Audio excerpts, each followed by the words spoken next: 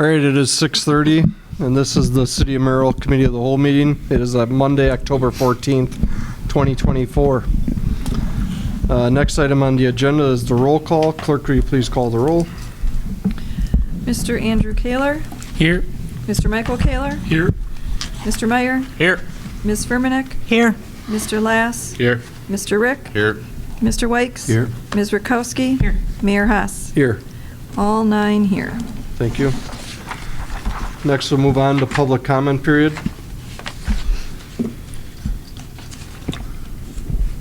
Any public comment? Third and final call for public comment. Next, we'll move on to general agenda items for consideration, and I'd like to move the marketing budget Fund 26 to the front for Aaron from the school system is here, and the marketing budget. Emily, you want to take over? Sure, thank you. So under the other funds tab in your binder. Before you get going, Emily, I just want to say a couple things. Please remember to speak into your mics so that you're recorded. And tonight I'd like just to kind of go through the budget and, excuse me, if you have any questions, direct them to Emily and we'll kind of take care of it from there. So, okay. Great. Thank you. Okay, the first page under the other funds tab is the proposed MNC, that's marketing communications, cable video franchise fee budget. Highlighted in yellow in the 2025 column is $98,500. That is the budget request that we received from Merrill Productions. The page following that of the packet is a breakdown of the budget that MAPS provided us. So there you get line by line the information that makes up that $98,500 request. For context, last year the budget that was approved was $75,000. So this is a little bit of an increase. It's about a 31% increase. And so we invited Aaron to come tonight and talk us through the increase and see what the needs are. And he's got some capital things that he wants to talk about. We do have an existing agreement with Merrill Productions. That one was signed in 2019. It started for the 2020-2021 school year and has just been rolling over every single year. That agreement does put the responsibility for capital purchases on the city side, as well as operating for the cable access channel expenses. Those fall to the city under our current agreement. And just looking back for the history, because I don't know how much people know, it looks like we've had some kind of agreement going back since 2012. We've been working with the school. You know, back in 2012, the budget was about $30,000. You can see that in 2019 on your packet, it jumped up to $93,000 was the actual expenses. So it's sort of been growing consistently over time. Are there any questions on the history before we invite Aaron up to talk about the budget request?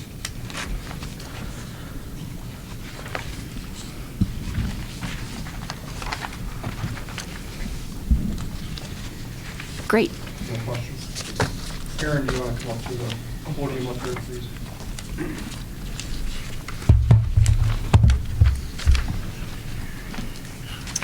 I guess, how would we like to begin? I am Aaron Svitek from the school district.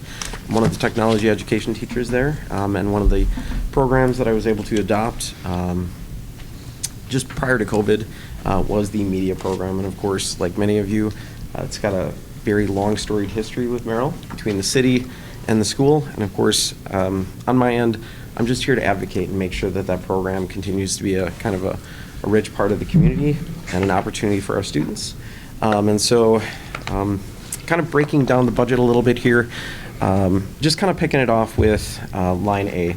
One of the questions that came up, and thank you for Emily for coordinating that with some of our community members and alderpersons, was just getting some feedback as far as what you'd like to hear tonight. And one of the questions was, how do we expect the program to grow? What does that partnership look like? Why is this budget so necessary? And of course, I want to touch on all of those things tonight. And I'm going to start with just kind of this sense of why is the program so important, and how do we expect it to grow. And line A here is student-run non-school public community events. And I'll kind of touch on that right off the bat. I can think of, oh Lord, a dozen events even within this previous year. Most recently, every event from things like the Black Squirrel event to recent election cycles, where we've had great involvement with our community members here, where the media team was able to support the alderpersons during those election cycles, to be able to communicate what's happening in the elections and let people in the community know who they were and what they stood for and during that voting cycle. So there's a rich program, and the students are vital to that. We've got a lot of other programs that have been vital.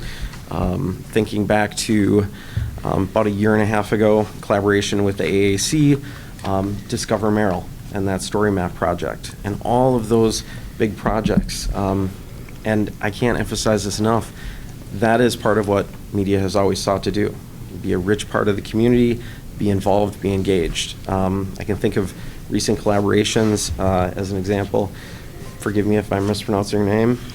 Hallie Saval, thank you, and previous collaborators, and that direct support with the city. Right now, as it stands, particularly with students who get involved in the high school's youth apprenticeship program, students who do that not only get additional credit for the program, but they work directly with the city. Our most recent student, Summit Hoyt, would have been part of that youth apprenticeship program and served for the city and committed over 450 hours directly to this community, to the city, of filming events. Very much behind the scenes, but it was happening. And that's just a huge part of this 30-year history with the program. So that student-run non-school community event, I'm trying to earmark just a little bit of budget and funding so we can have kids at Streeter Park filming our music during the summer, so we can have students down covering the Black Squirrel every year. Those types of events, building who we are as a community, and that's the intent behind that fund. Student youth apprenticeship, I obviously do need to account, that's a deliberate, specific wage that I need to cover. And so that line item B is to earmark a fund for that youth apprenticeship worker. Many of you know Nathan Meyer, many of you have met Draco Fink. Very often you'll see them here because if we don't have a student youth apprentice, they can't leave school early enough to start being here at these meetings. And of course, that's what we'd like. We'd love to see that student involvement here in the city, and that can happen when they're in that youth apprenticeship program. Student curriculum and student computer workstations. That one is a unique line item for this year, line item C, and I'm sure I'll have some questions following up this. It's a big number and it's unusual.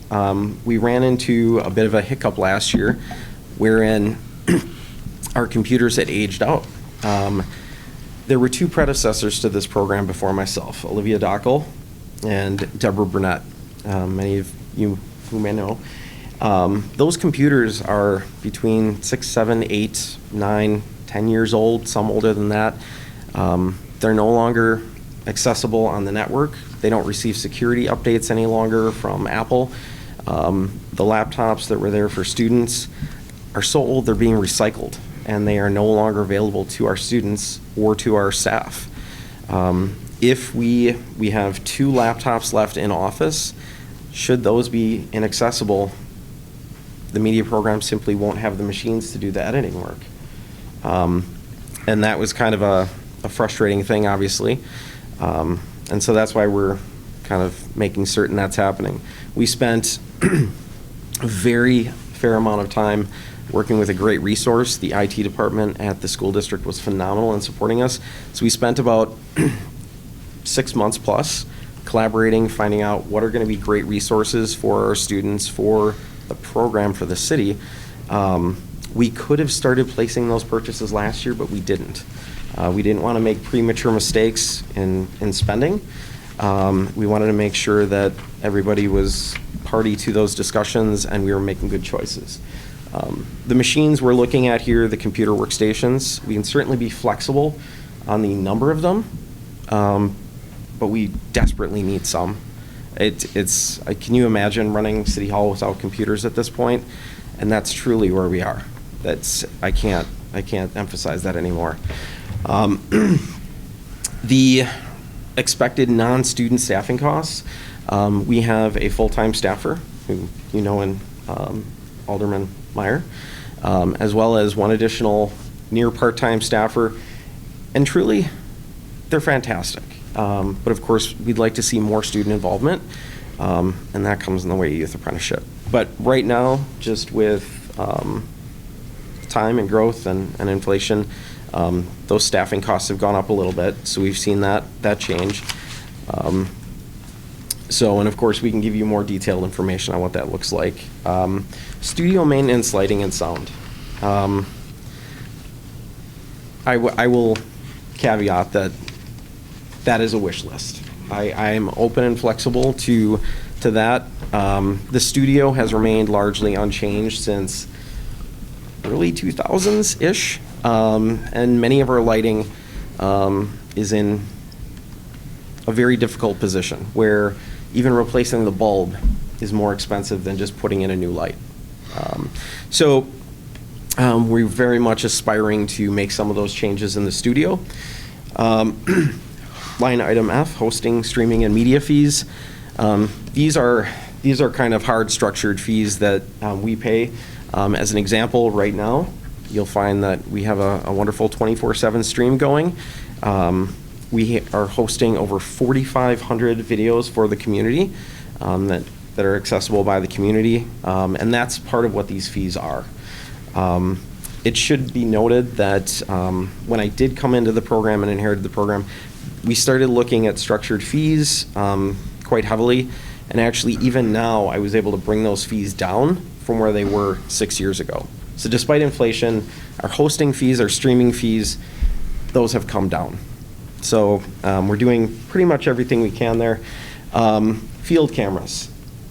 We are, and that's line item G, we are very much trying to be frugal and work a cycle by which we're replacing necessary cameras 1 to 2 a year. Each studio camera, which you might find in the back of this hall tonight, roughly they air and edge well north of $3,500 for a modest camera. And so we're looking at upgrading several of those. The cameras that we had in studio are equipment that dates back to the tenure of Deb Brunette, which 7, 8, 9 years ago. Some of those cameras are dating a decade old. And then the last line item H, is transportation. As a teacher, I will be honest, that is me. That is my wish list item. On a personal note, I want more students to be engaged in the community, to cover events, and many of our students may not have a vehicle, and so they may set out to cover an event, to go walk through the community, to get there, and they may find that coming out of an event, there's inclement weather like we have tonight. It's raining outside, they've got this equipment, they're responsible for it, and as a teacher, that was my sort of, let's see the kids get home safely, right? Let's give them an opportunity to call the Blue Jay Taxi, local, or, let them get on our merry-go-round, right? And so that's kind of where that one landed as well. So I hope that was what y'all were looking for. Is there any questions at all? How many students do you have enrolled in your program? Right now, we're running the AV Club, 29 students registered. And so that's meeting once a week. And so that's just begun as the school year has just begun. Enrollment for the coming cycle is right around 22 students per section this coming cycle. So, and that is kind of a positive note as well. Since I adopted the program kind of pre-COVID, I can't speak to the average. I don't have the historical data. I just don't. I just know what the program looked like right as I was coming in, and there were about a dozen students pre-COVID. And so now we've got 29 students in the club and approximately 24 that are actively in the program. So I would say that's kind of exciting growth as far as the program goes. So how many of the students are gonna be filming or taping?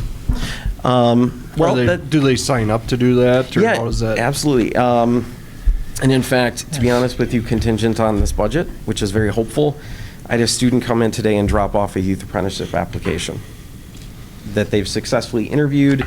They've met all the criteria, and they absolutely want to be part of this program.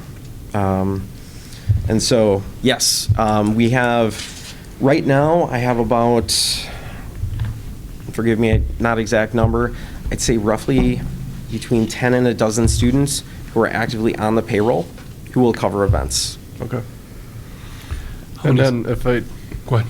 if I could, the hosting, streaming, and media, well, maybe I'm wrong on that one, but do we have any updates on the Spectrum channel, the channel 986 from the cable? Yep. So, yes, and I have. I know you and I have communicated Yeah. quite a bit over the last 2.5 years here, but What I will kind of lead with here is alluding to 986. We have never stopped broadcasting.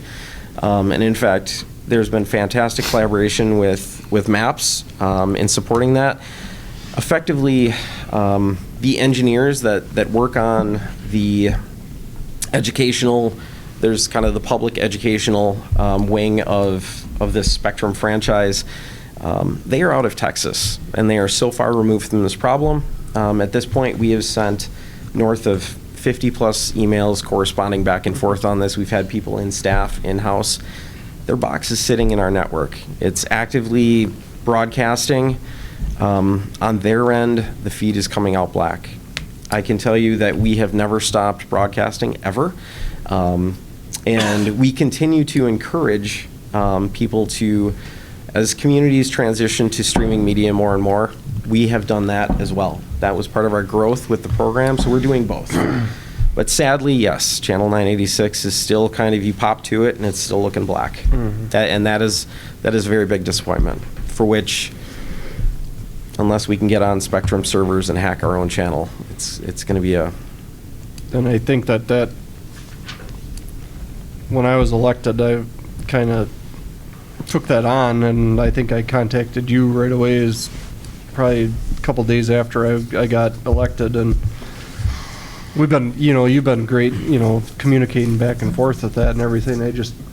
It's disheartening when the channel isn't up and running, because you got a lot of the people that relied on that to get the information, especially not only city meetings, but football games, band concerts, everything else. So No, and one of the things that I will happily, this was very sincere, and I don't know that I ever had an opportunity to share this with the committee. One of the ideas we put forth, because right this very second we are broadcasting that live stream, we're simulcasting it. Even though that 986 looks black still, it's simulcast out, and we have a 24/7 stream going on YouTube. One of the things that I'd proposed, and now to the broader committee, was that we could offer devices like a Chromecast device to go into public spaces, like, forgive me, I don't know what spaces are accessible completely, but the idea of going over to Bell Tower or Pine or any community center and just offering that device, and quite simply, you'd have that same access. So, I and know it is, you and I have had that conversation. Yeah. So, and that is something that absolutely can be accessible to our community as well, with a little bit of effort and legwork. I have a question for the finance director. What is the income from the cable franchise fee versus their budget? So if we jump to the first page, the very first section is revenues, and on the far right column is 2025 proposed. The cable franchise fee is $95,500, and the requested budget is $98,500. As far as transportation, I would not take that away from any child, providing them with a safe ride. My question to Brad is, if they identify themselves as being Merrill production people going on a specific duty and are on the Merrill Ground Road, is there any reason they can't ride for free? That would be a question for the commission. Could you put that in your next agenda?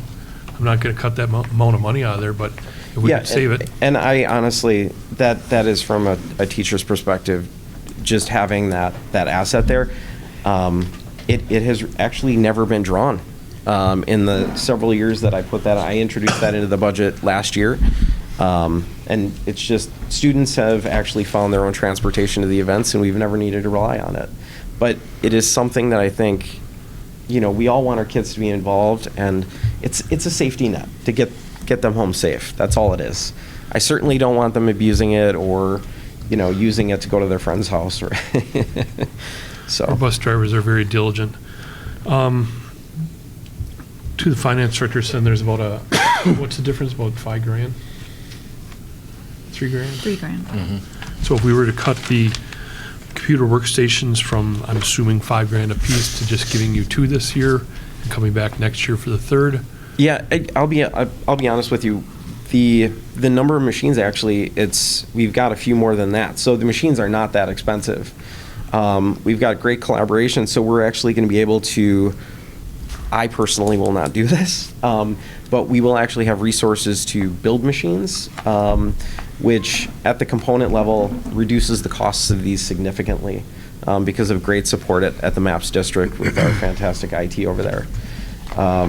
So effectively, even if we look back at this, that's the perfect number, right? Where I can replace all the machines at $15,000.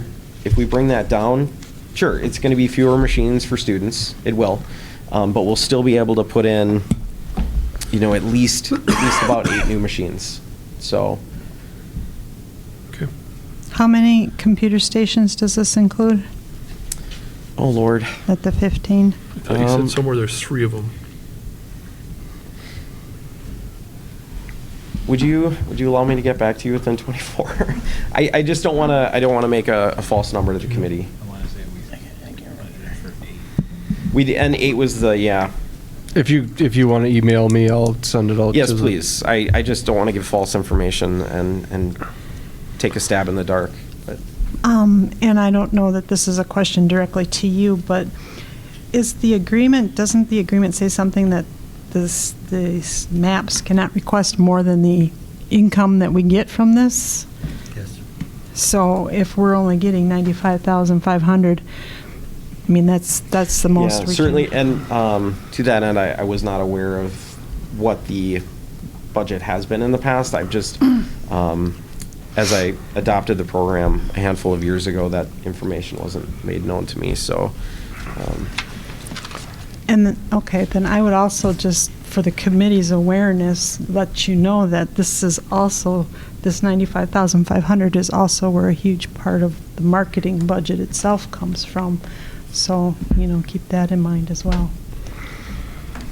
Yeah, I was going to say that in the past, this fund was always kind of not used to the full extent. And it was kind of broadcasted that we had a lot of money sitting there and not being used. It was like in a non-lapsing account, if I remember correctly. And now that we started to use it, we're using it for more and more things. And if we approve this full amount, we're not going to have the money for other things that we would like to do. So and Emily, you can speak more to that if you like. Just the very next page in your packet after the Merrill Productions budget request is the marketing request that the marketing committee reviewed at their August meeting. Is there any money sitting in the account right now unused? So the first line on the budget Excel spreadsheet, the beginning balance is about $187,000. The revenue coming in is $119,000. So I'm just running down the tab on the 2025 column. Total expenses that are being requested is $253,000. Emily, I'll just point out that $253,000, you have 2 of the marketing items on there twice, that $44,208. Oh, thank you. And also there's a $3,000 that's listed on there twice for the visitor's guide thing. So I don't think that 253,000 number is accurate.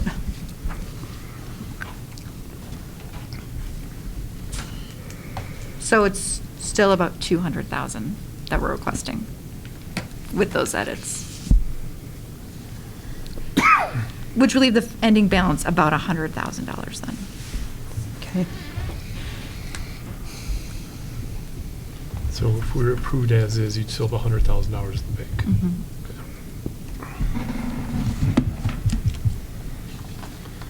Thank you, Ladonna. I'll make those updates. I would make a motion to approve the budget proposal for Merrill Community Media Productions. Well, it's cutting item C to $5,000 from $15,000. And I will caution a couple of people in this room from voting on this.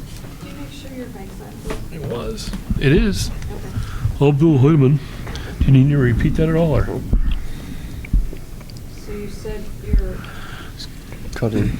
motioning, cutting C from 15,000 to 5,000? Correct. Okay. So that would bring it to 93.5? Just another question, Aaron. Do you know what the, No, that dropped 88. 88. Oh, sorry. 88.5.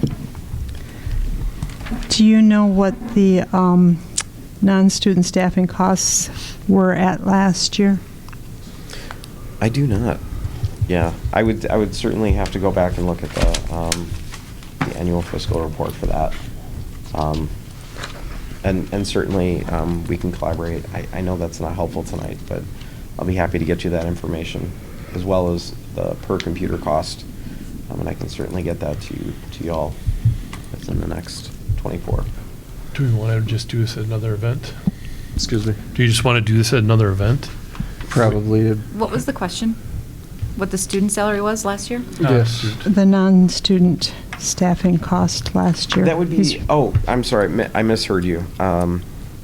It was slightly less. I think it was roughly about 53, thereabouts. I did round up slightly here. So we're talking about line item D.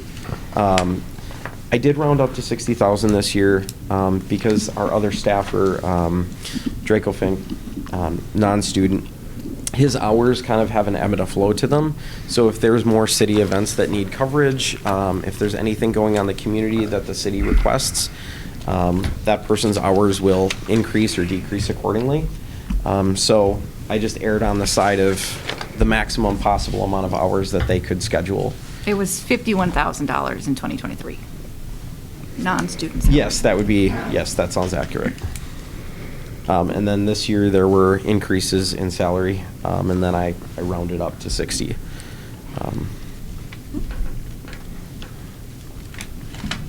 Alderman Kaler, I believe that we should probably just take this in a little bit, Okay. I'll withdraw my motion. if that's okay with the committee, but I think we're good. We got a lot of things to decide, and tonight, I would rather kind of take it all in, and next meeting, we're gonna have to make more decisions, I guess, where we are in the budget, things like that. Once the finance director kind of figures out everything too, and we get the information back from the Department of Revenue and things like that, so. Is that okay with you, Emily? Yes. Aaron, thank you very much. Is there any other questions for Aaron before we allow him to retreat from the building here? I'll just kind of close this out a little bit, and hopefully I'm just not overstepping my toes. I will say this: I never imagined teaching a program or being responsible for a course like this. I will say I think it has an incredible storied history here in Merrill. I just want to advocate for this, and I will say, I think, forgive me, I think it's a little underutilized by the community. One of the great things that we were starting to have as a discussion was actually rich collaboration together. I know there was a little hiccup there back when there was somebody else, Chantel. No, we're not gonna, no. But there was another person along with Hallie Duvall that's working out really well. And the idea was there that we were going to get students directly engaged with the community and working right here. We were talking about doing things like students being and participating in ride-alongs and being here and being in this civil space. We want to see that continue and thrive. And so I do hope that you continue to utilize the program more and get more benefit from it as a city, to engage in things like the marketing aspect to this. One of my students that covered the Black Squirrel event earlier, her father is apparently doing a lot of the photography work. She and her father are doing that work for the Commerce, and put together that entire beautiful portfolio of work. That's one of our students in this program. She's active in this program. And that's the talent we have to offer the community. And so I do hope that we utilize this. If you guys have any more questions about the budget and any ways in which we can be flexible to kind of bring this together, that'd be wonderful. Please reach out and I'll get back to you as soon as possible. Thank you. All right, thank you. Emily, do we want to move on to the other portion of the marketing budget right away, or do you? Yeah, Okay. yeah.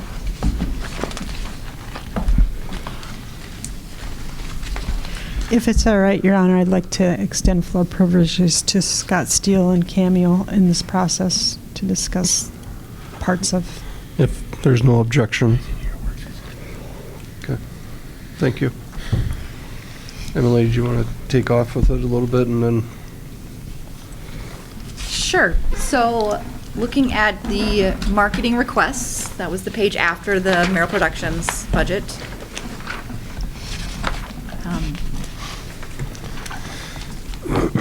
So Donna, do you want me to highlight anything here? This is extending the current contract we have. We moved it to a January to December contract, so we did a little piece, because I think the current contract ended in October, so we extended it to the end of the year. Yeah, we had two separate contracts that ended at different times, and so we extended them both to the end of the year so that we could bring them to council for part of the budget process. Should we ask Cameo to come up and explain what the Yeah. different things are? I mean, And I guess before Cameo, I would say one of the things to keep in mind is, when we eliminated one of the positions that we had originally started out with, the intent was to either rehire for that position or to work with a marketing media company, and that's where Midwest Communications and Cameo comes into play into this, is they are kind of fulfilling a lot of that role that we are no longer hiring directly or having a direct person employed to do. And so that's part of it. And then the line that says the social media contractor, that's actually Hallie's position that's under there, that's listed there. So that's kind of the distinction. The marketing contract is basically our Midwest Communications advertising and marketing piece. So, Cammy, if you want to just kind of run through your proposal real short for what you've brought to the committee for 2025. I think it'd be super helpful to give us an overview of what the different avenues are, the streaming, the YouTube. That'd be great. Okay, can you hear me? Okay, currently what you guys are doing is 4 different products with me.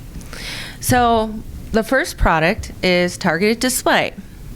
So have you ever gone onto Kohl's.com and found a really cute pair of boots? I'm sure all you boys have done it. And so you click on those boots, but you don't purchase them. But those boots follow you everywhere you go on the internet. Whether you're checking the mail, whether you're going to a news channel, whether you're checking out an article on TMZ, these boots follow you everywhere. Well, that's what we do. We're targeting display so that if somebody in one of the areas that we're trying to get people to move here from starts typing in keywords such as relocation, finding jobs in Northwoods, just all these collaboration of different, bless you, of different keywords that we have. And if somebody's looking, obviously, to relocate in this area, we're serving them ads.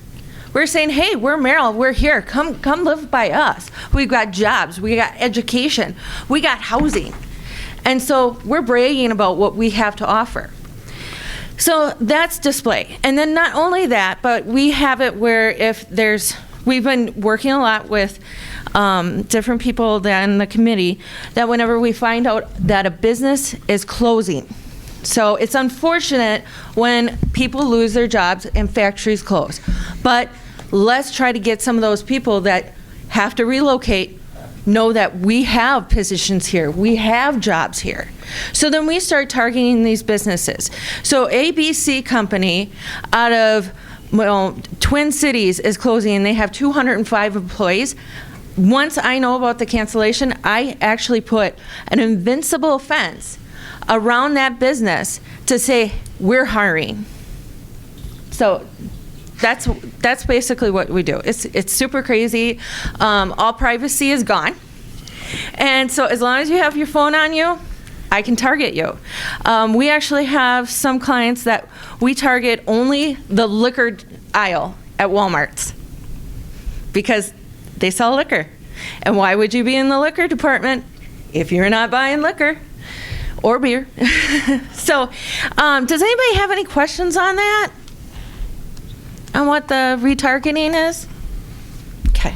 And that is served on basically any screen that you're looking at. So whether it's a tablet, a desktop, a laptop, your cell phone, we have all different sizes. And that's why we have the different sizes that we do of your ads, is because of the fact we have to make sure that regardless of what size tablet or size phone they have, we have an ad that will fit that screen.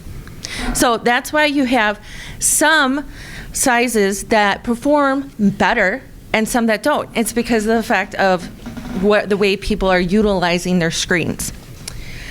Then the next one is YouTube.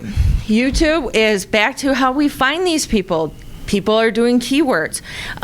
People are looking up things, and we're starting. So like, let's say that somebody looked up, I want to relocate, and started looking up stuff for Wisconsin. Okay, well then they go to YouTube and they're going to look up how to change oil. I'm a young kid, don't know how to change oil. Okay, well because of the fact that they were interested in relocating in this area, right before they look at that YouTube video, we serve them an ad. And those ads are 15 seconds. They're unskippable. So the only way that people can skip it is if they decide, I'm not going to watch that video now. Okay, so they pulled out of it. So does anybody have any questions on YouTube advertising? That's different than the Merrill City YouTube channel. Right, this is the YouTube of the world. This goes to any YouTube site, and also they're white YouTube. We have nothing that is going to be not appropriate for the Merrill image. So it's all white, like listed. But yeah, it's anything that if they're looking up how to redecorate a room, how to do this, how to do that, because it's a lot of do-it-yourselfers. I think that's at least how I use YouTube.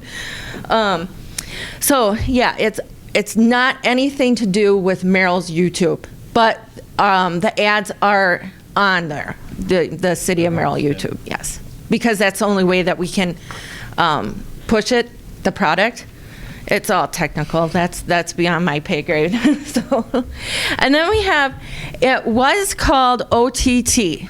We have changed it to ZTV.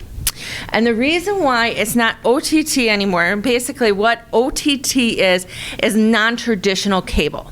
How many people in this room still has Charter Communications? Raise your hand. 2, 3.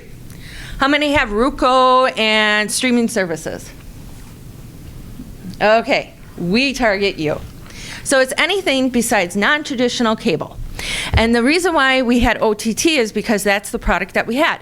And OTT, your cost per impressions was $40, and we were only utilizing the keywords. We were not using all the other demographics that were going with it. So with ZTV, we can eliminate some of the products that you weren't using in your OTT targeting services, and we lowered the rate $3 per thousand. So we actually went lower. So, you know, I put in the same price per month, but you're getting a lot more impressions. So I actually lowered that price for you guys a little bit. So does anybody have any questions on the ZTV? I have a question on the YouTube.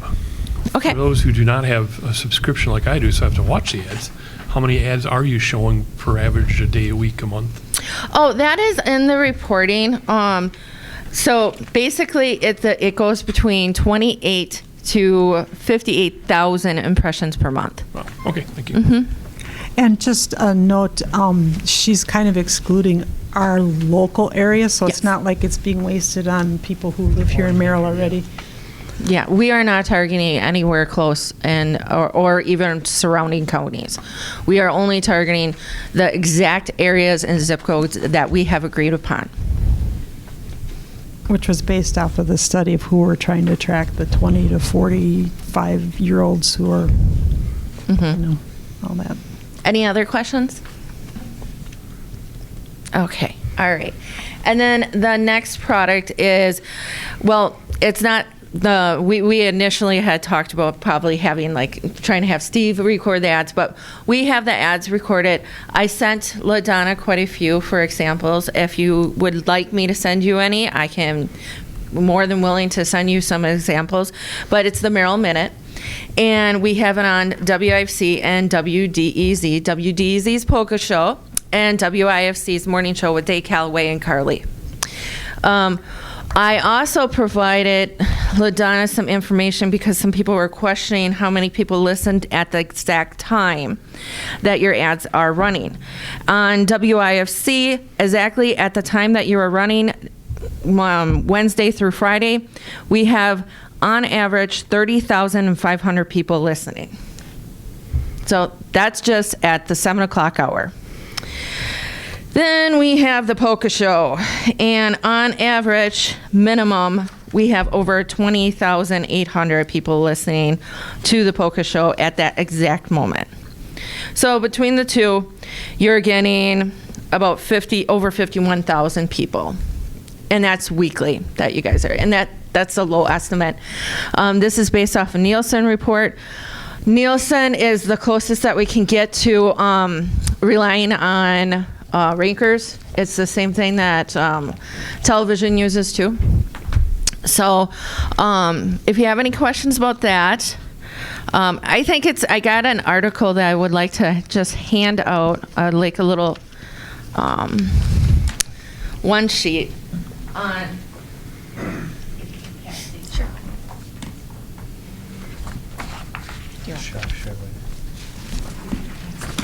I hope I have enough. But basically,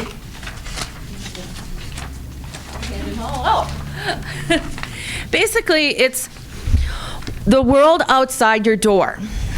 Okay, so basically, what this short article is basically saying, we know what we have going on, but the people outside of Merrill know what we have going on. If we're going to have all these nice big events, we're going to have Truckapalooza, let's tell people that are in this area and brag about it.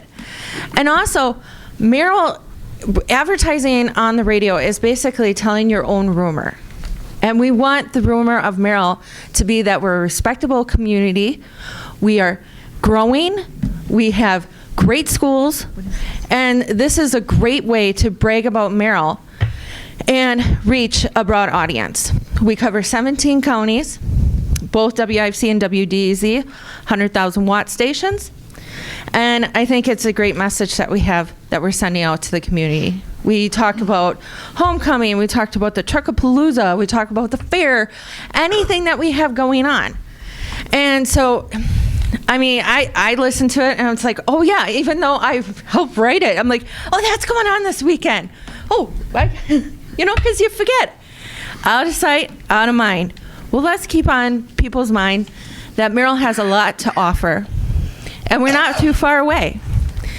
So those are the 3 products that we have. Do you have any questions on any of them? And I will just recap that the requested for those 3 products is for the years $44,208. And the marketing committee is aware that we may likely have to cut some of that, so we do understand that. And so that's if we go with everything that they are proposing. I also had Connor do a report and a review of the entire campaign since we started. So I will pass out just a summary of those. And it's talking about basically that we're reaching exactly who we're trying to target.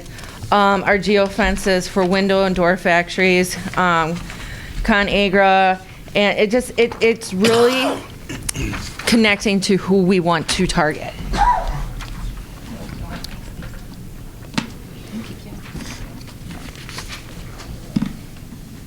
So those are just a few things for you guys to review on how the total overall campaign is going.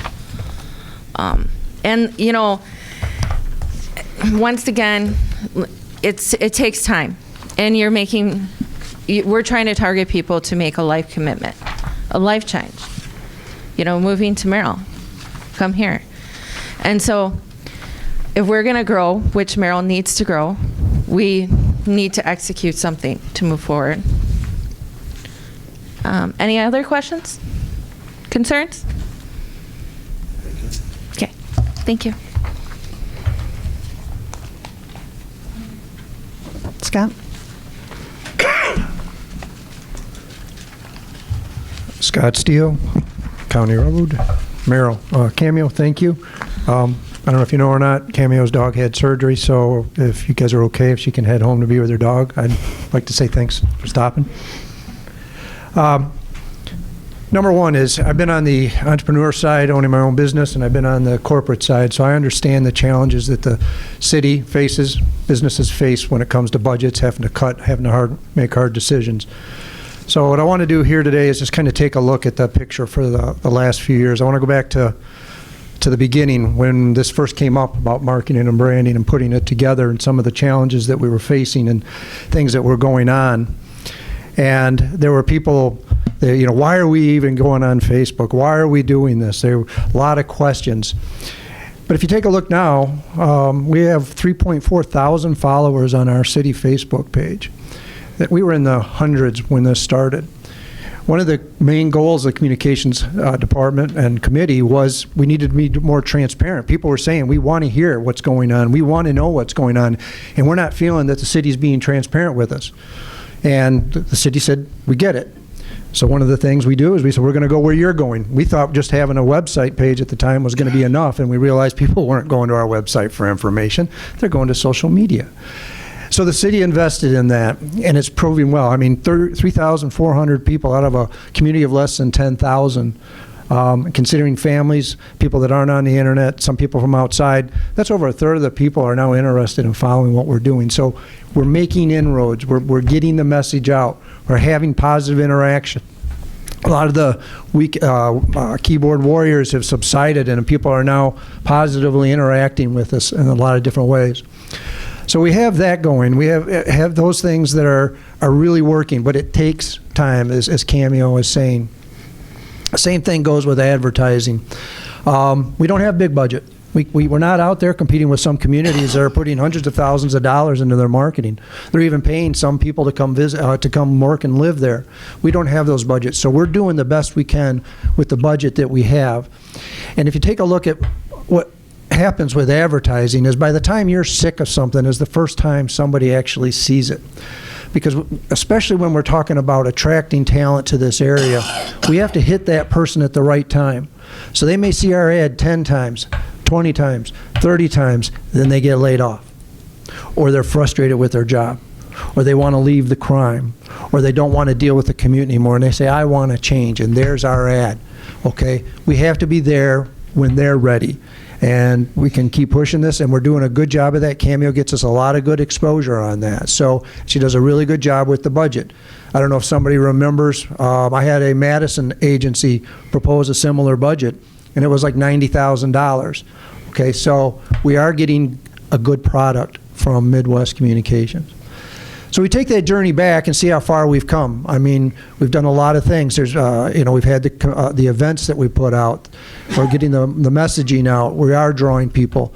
The Chamber and I are working on a survey for all the local businesses in the area. If we want to understand over the last 24 months with their hiring, how many people have they hired that are from outside Merrill? Are we getting people to move here from outside here? We're going to be working with the real estate agents to find out the people that are buying the homes in the areas or moving to the apartments. Are those people that are coming from outside Merrill? Because that's going to help inform on whether some of our stuff is actually drawing people outside of our area, or are we just a community that's moving around within itself? We don't know that for sure, so the next few months we're going to be doing research to try to identify those things. So there's a lot of things in the works, and at the end of the day, it's an investment. It's a long-term investment. And marketing is hard because it's tied to so many things. We can get someone here, but if they don't like the house or the job wasn't a good fit for them, all those things. Our job, I kind of put it to is we're courtship. Okay. It's up to the real estate to close the sale. It's up to the job to close the sale. We're courting them. We're wooing them. We're getting them to consider us. We're the dating stage. The rest of it is a marriage stage. And right now we're doing a very good job at the wooing and the dating. And we just got to keep with what we're doing. We got to stay on track. We got to stay on message. It's easy to say, God, I'm tired of seeing that ad. Stay on message. We've got a great message. We've got 3 great messages that we're doing and want to stay on that. So as you consider this, I understand the budget issues you're facing. I've been there myself, but I also understand the danger of cutting something that's an investment in our future. So all I ask is that you take that into consideration as you move forward with the budget. Are there any questions for me? Thank you. Thank you for your time. Thank you.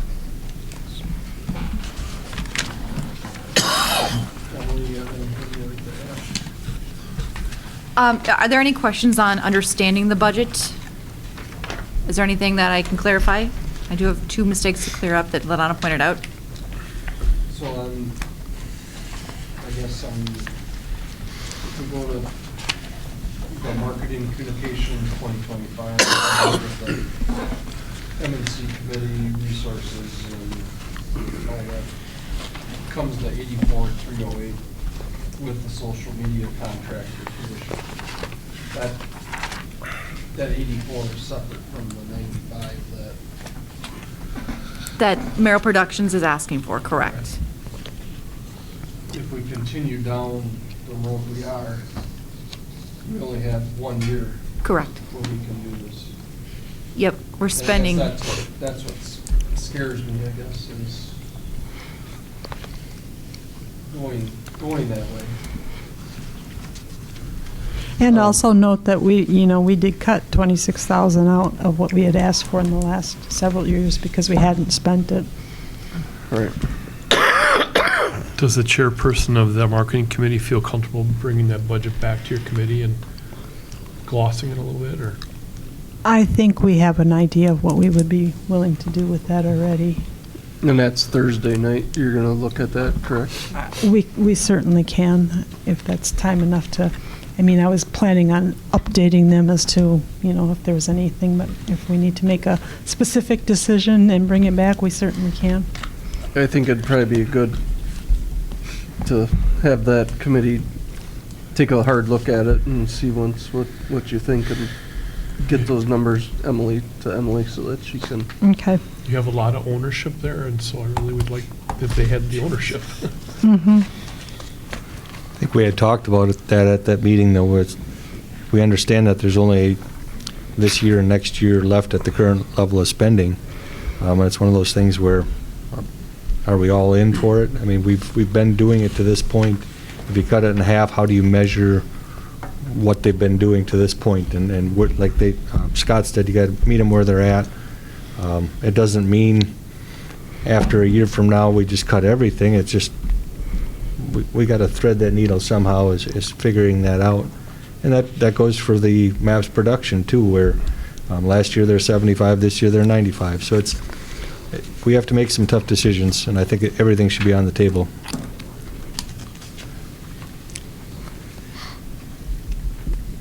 Anything else?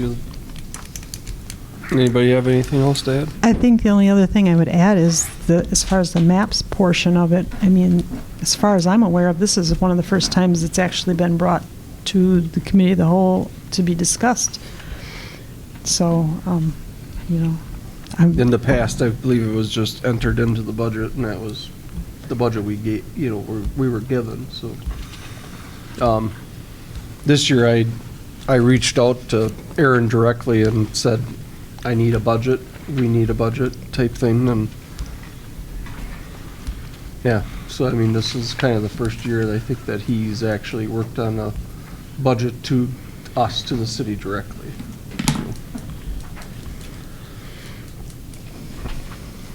Anything else on the marketing budget fund? So marketing communications on Thursday, you will discuss kind of the budget. You have that agenda item on there. I think I did have something to that effect. I can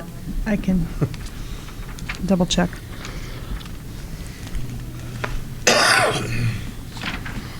All right, we're gonna move on to consider placing the minutes from the September 23rd meeting on file. Make a motion. Is there a second? I'll second it. We have a motion and a second to place the minutes of the September 23rd meeting on file. Any discussion? Hearing none, all those in favor signify by saying aye. Aye. Opposed, motion carries. Emily, would you like to go on to the 2025 capital? I would, then, yes. Plan? Okay. Okay, so jumping to the Capital City tab of your binder. Thanks, Scott and Cameo, appreciate it. Thank you. This cover sheet is a revised update after the last cow. So you'll see that the highlighted ones, I don't know if the highlighting is coming through on your sheet or not. But those are the ones where changes were made. If we cut the funding, I drew a line through it and deleted out the dollar amount. So it's just an update of after the decisions from the last cow. With the basketball courts, I believe that Dan said that it might cost a little bit less if we would revisit it, maybe 25,000, is that correct?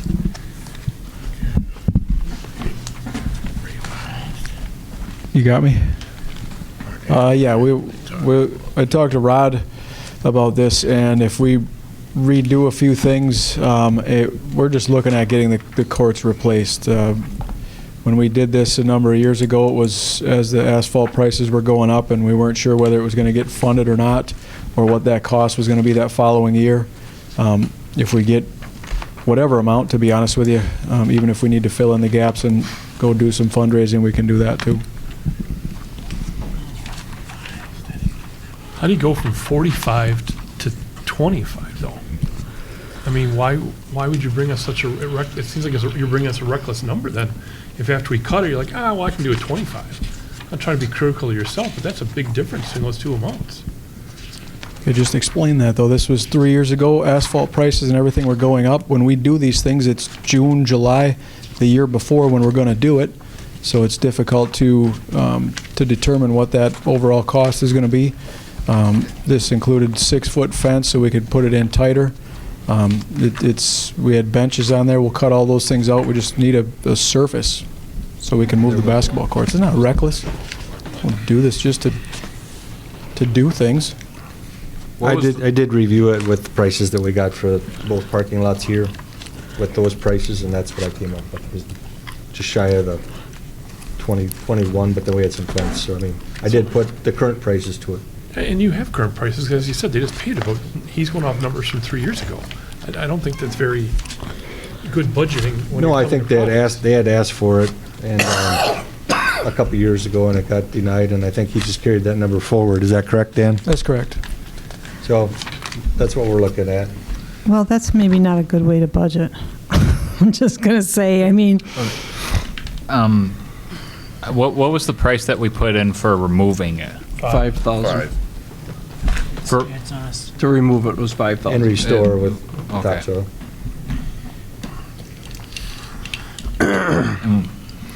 So, Dan, you and I had a conversation this morning too. If there is a possibility of getting funding from a local club, whatever you would get, and then for that funding, and then you would try to cover within your budget, or do you want us to borrow that? I mean, it's kind of an unknown, and that's what I don't like about it, that the club could give you $1,000 or they can give you $18,000. So it's, I guess before I would vote for it, I would have to know really where you're going to come from, how much.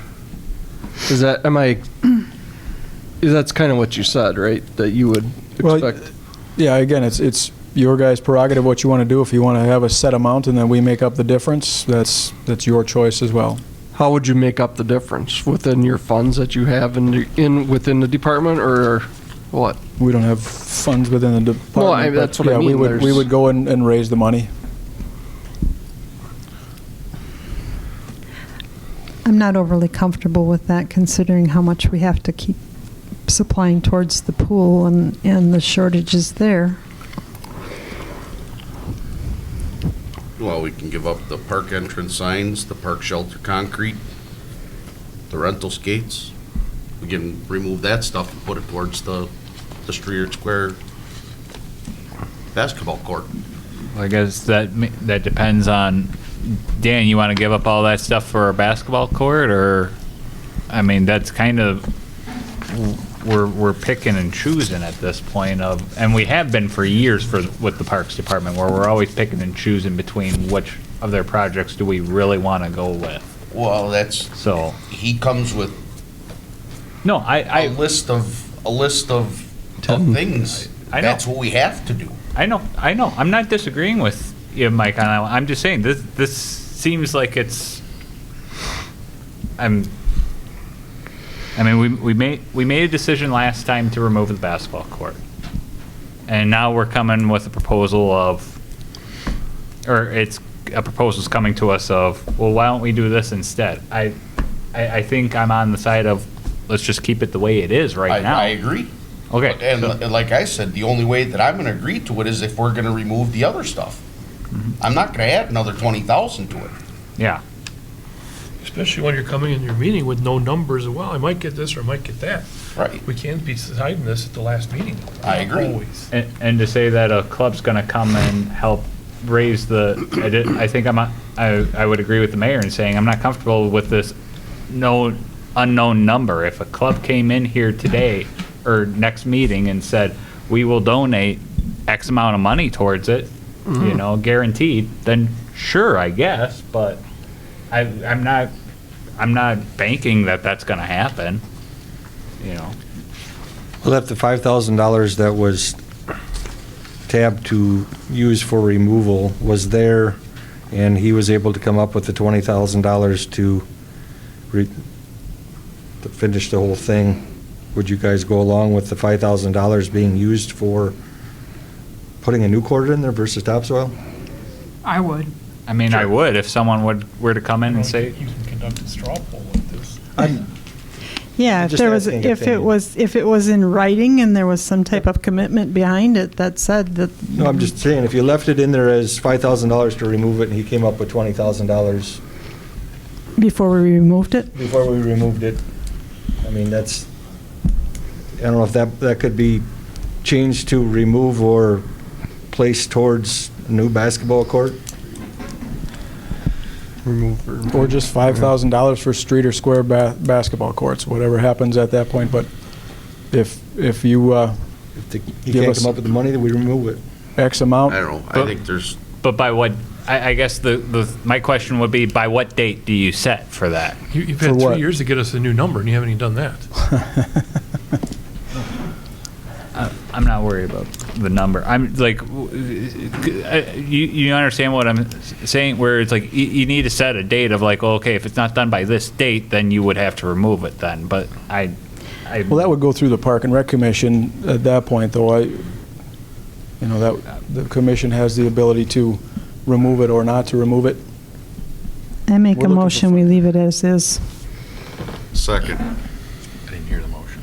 I have a motion and a second to leave it the way it is with the 5,000 for the removal. Correct? Okay. Correct. You got that, Lori? Any discussion, any further discussion? Hearing none, all those in favor signify by saying aye. Aye. Opposed? No. So, it's 6-3. I'm a no. I was a no. And Mark was a no. Yeah, I just thought it would be. Okay. All right. Okay, Emily, you want to move on? Going through there or any explaining? Sure. I guess I just wanted to bring forward the updated list for us to talk about if there's any other items people wanted to discuss further, or if they needed more information on any of these things.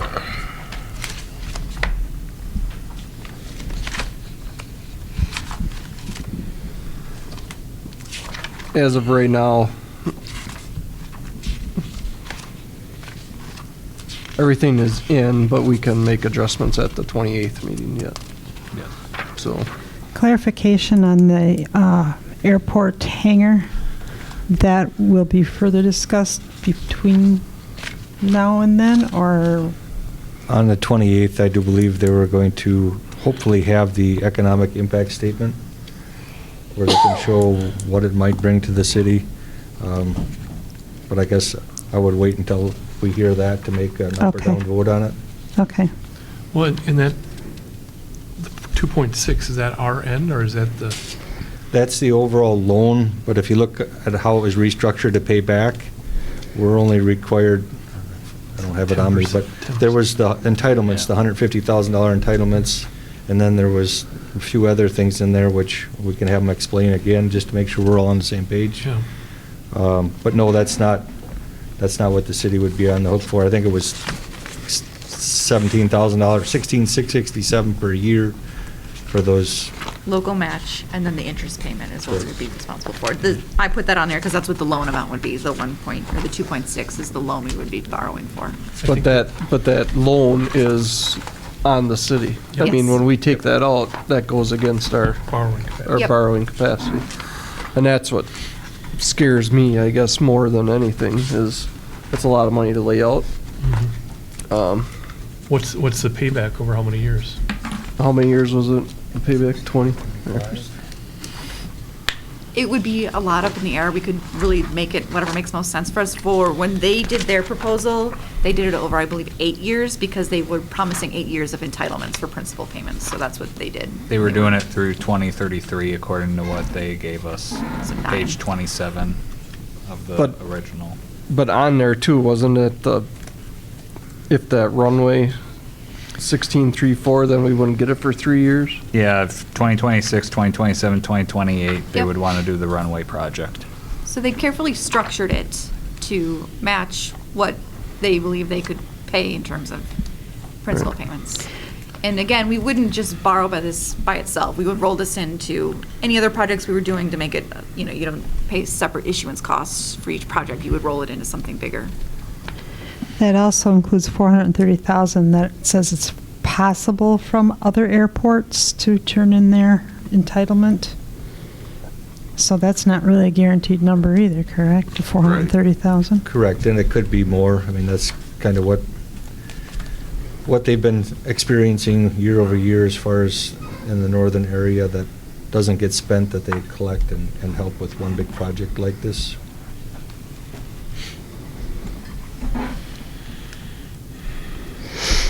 And the government funding is through 2028, correct? And then they reevaluate it for the next 10 years? I believe that's what he said.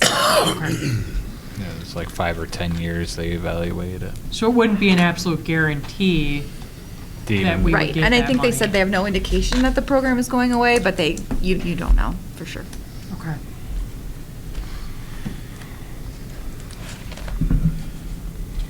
Yep, so they'll be coming back at the next COW to bring some more information for us. And if we went through with that, would that put Grand Avenue at risk? As far as TID 11 goes? Correct. Funding wise? I don't think so, because if you look at our portion of it, I think we were in, what, 400 and some thousand, 483,000 overall.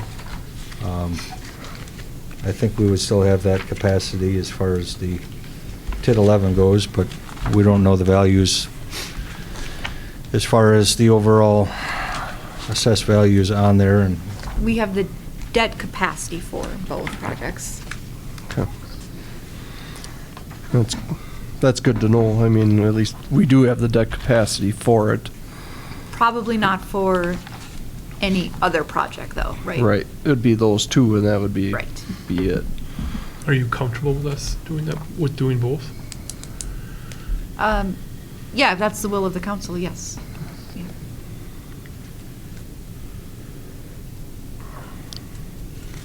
I think we wait till next meeting until we hear Yeah. the economic impact statement from the airport commission.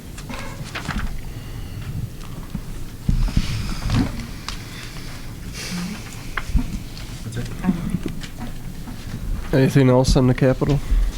I just want to mention, we may have an opportunity to make an investment in the city, but I think we should wait until the 28th to talk about that one. I hope you could possibly revisit another capital item. I'll just throw it out there. The Armory is for sale, and they would like us to, or they'd like to give us the first crack at it, and we are in negotiations right now, but I don't think this is the time for that. I'm hoping you guys will give us the liberty to revisit that on the 28th. What time is the meeting on the 28th going to start? 4, 3? One in the afternoon.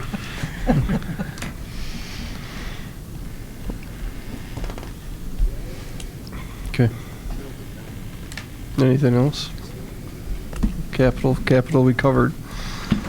And we'll move on. General fund operating budget for 2025. The good stuff. Okay, Emily, go ahead. Okay, so I'm jumping to the capital fund operations tab.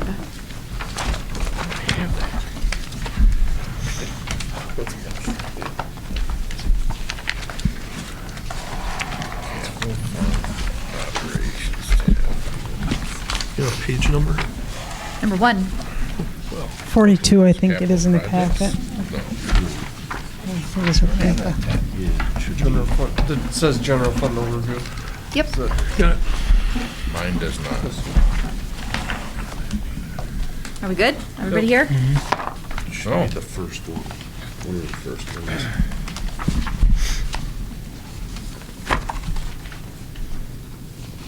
What's it look like? Looks like you got more tabs than I do. It says general fund overview.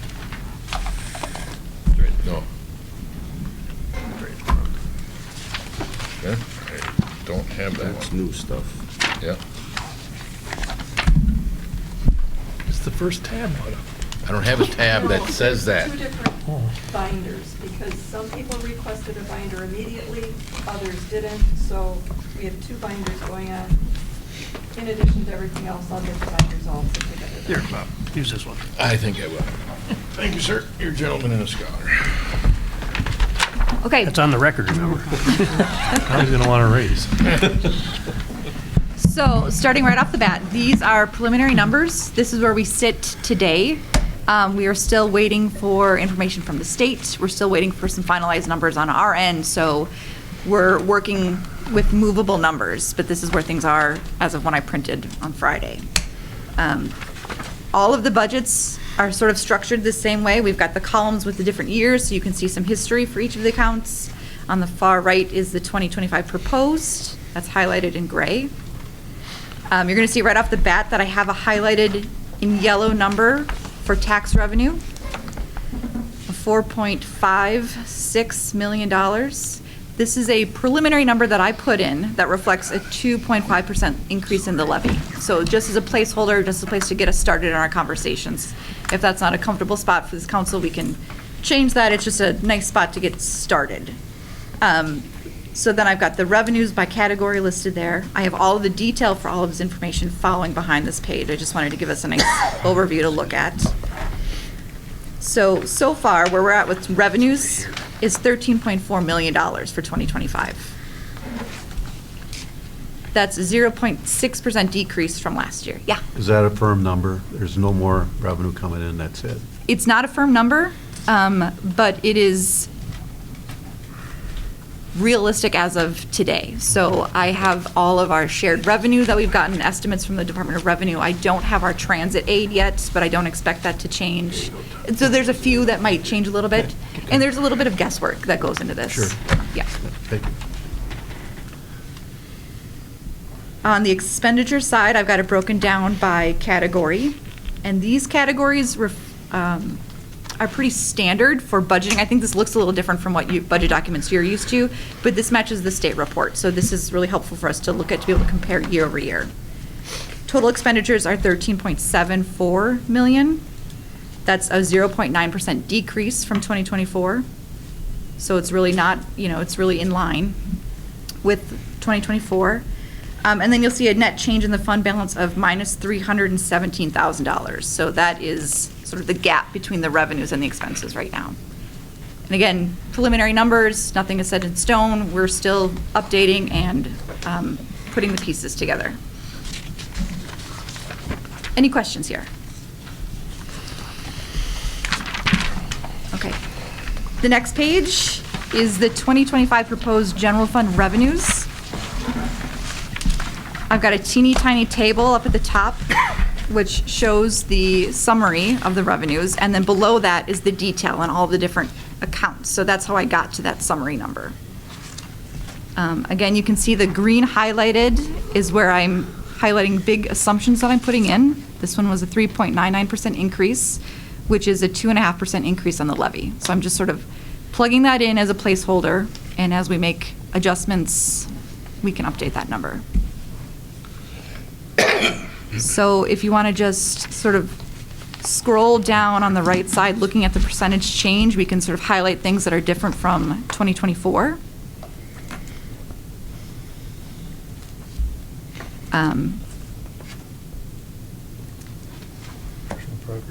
Personal property aid, yeah, that's up 104%. If you'll remember, the state eliminated personal property, so they are increasing the aids. So they're replacing the revenues we would have gotten from taxing personal property with a state aid. So that's what that increase is from. So we're not taxing personal property anymore. We're not collecting it from the residents. We're getting it from the state.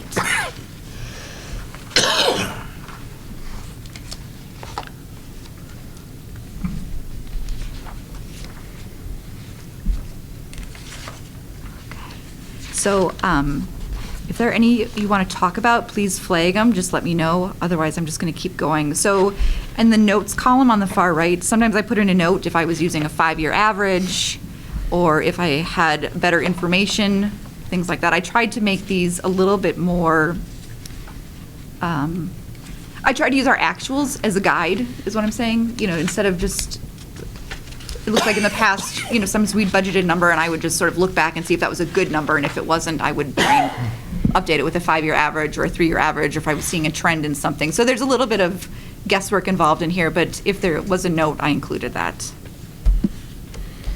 Just one comment, Emily, on the miscellaneous revenues, the interest investments. Yep. That it shows that it's actually much less than we had adopted. I have no reflection on you, but I guess I just am brought to mind of how well we were told we were doing with investment income as a good source of revenue. So we have spent a significant amount of our cash, so we don't have a lot making in interest earnings right now. Okay. That was part of the not borrowing for 2 Correct. years, which we've been using. Okay. The undesignated fund, which was in the bank, so. Yep. Yep.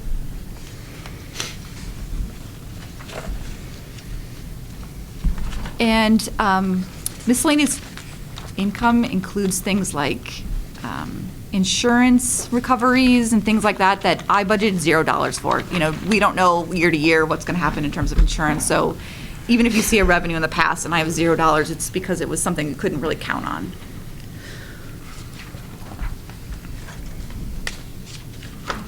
So like I said, it's about a 0.6% decrease in revenues from 2024, so not a big change.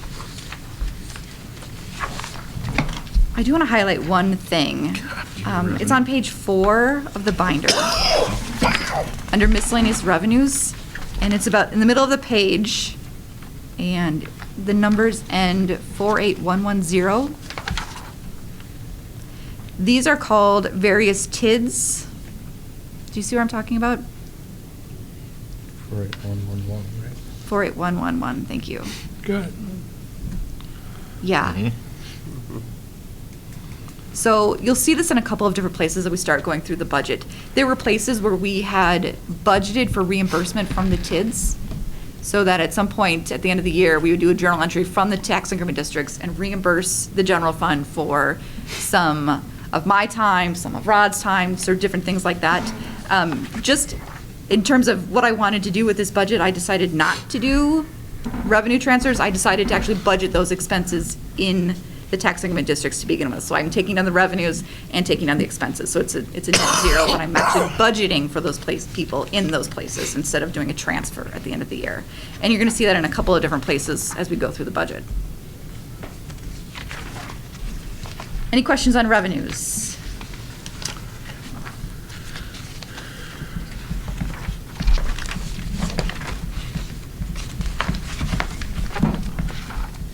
Okay, I'm going to jump to page 5.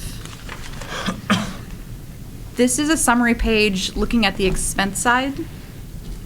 Again, so at the top I have a summary of the general fund expenses. I'm looking at 2024 compared to 2025. I've got the dollar change and the percentage change. And then all the detail for all the different lines is by department is below that.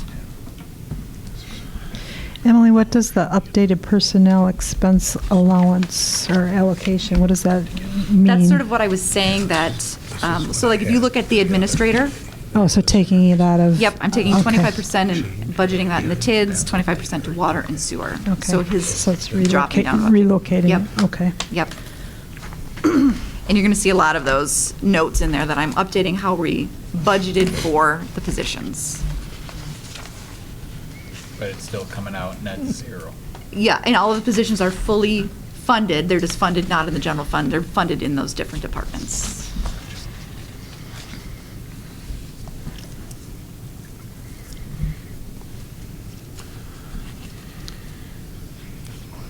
One big one that we would like to bring attention to is the other general government, the 147,000, which 6 anticipated retirements.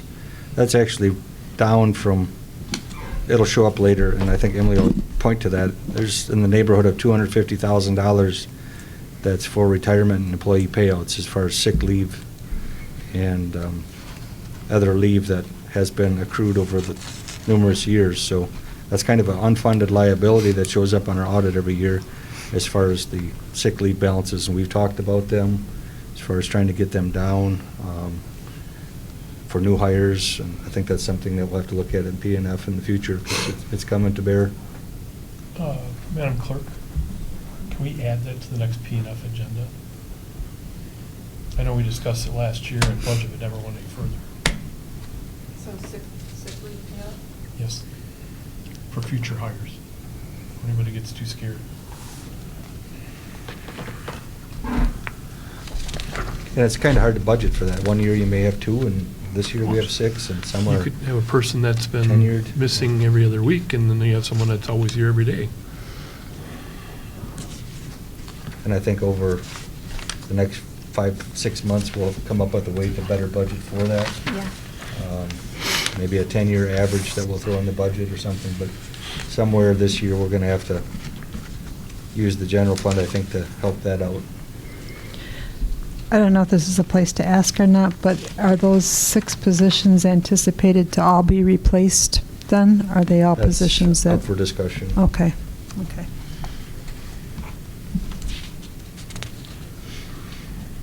So I have more detail on all of this in the following pages. If we go to the next page, this was a new page that I added to the packet. This just shows some of the salary splits that I put in this budget. So the city attorney, for example, 90% in the general fund, 10% in the tax increment districts.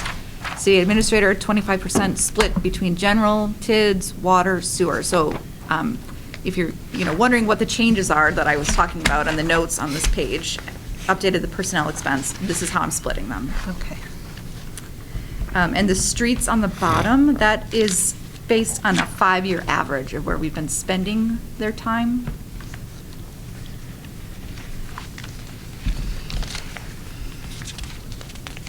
Okay, Hold on, I do actually have a question, I'm sorry. Why is it that we have Council 5 at 100% and then Council 3 at 75, 12.5? well, only 5% of 3 alders are budgeted in water and sewer. Okay, Because they're on Board of Public Works. okay. Just a curiosity. Yeah, and that question. looks like was- that's historically been the case. Okay. Good question. Okay, so starting on page 6, these are the different department budgets. So the first one is the Common Council budget. No changes to salaries or wages, no changes to expenses, so you can see at the bottom on the right, under percentage change, we have a 0% change. That's this one here. That's the same one as what I'll just keep going unless someone has a question, okay? The next budget is the proposed mayor budget. Again, that salary is set by ordinance, and so we didn't make any changes there. I didn't see a need, based on our actuals, to update any of the supplies or expenses, so it's a 0% budget change. Is that correct then? It says 10.6% change? to the Um, budget? The revenues are not there, so I wouldn't use, well, how do I say that? The levy impact is more. We're not having offsetting our revenues because we're not, so I'm reducing. Okay, I was just looking at Yes, that. that's a great question. Okay. So I eliminated those TIF revenues, which makes the expenses I see where it's coming from. more of a burden on the. 20 versus Yeah. 25. Yep.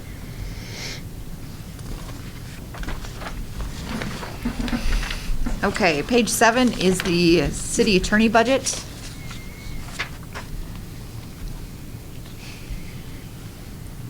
Here's one where I reduced the revenues based on the actuals. And again, I eliminated the TID transfer because I'm reducing the salary. I'm reducing the salary expenses. I'm budgeting for that salary in the tax increment district.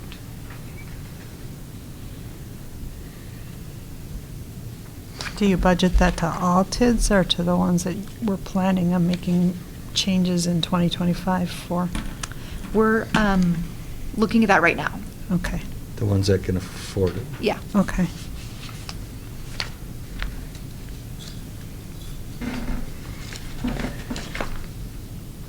Any questions on the city attorney budget?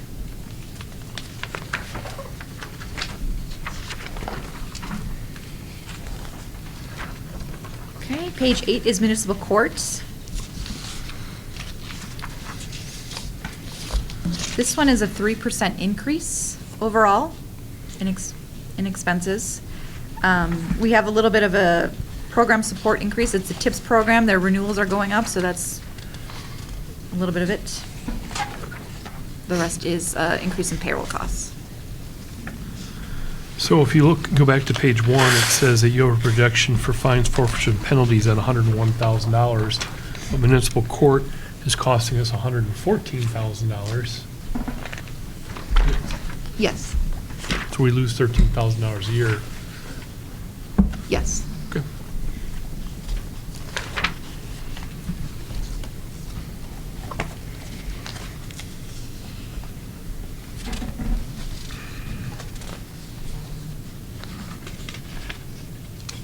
Okay, page 9 is the administrator budget. This one you're going to see right away a big change in the salary, and again, that's because we are adjusting how we're allocating Rod's expenses. 25% to the general fund, 25% to sewer, 25% water, 25% TIDS.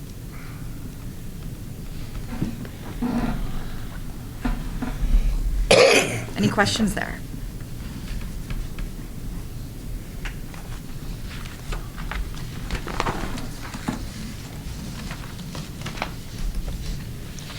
Page 10 is, the department is called HR Personnel.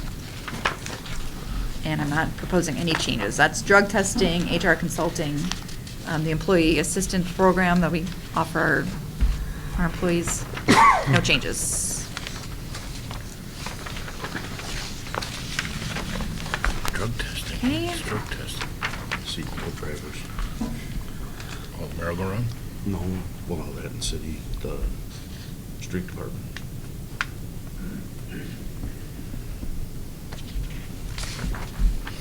Page 11 is the clerk budget.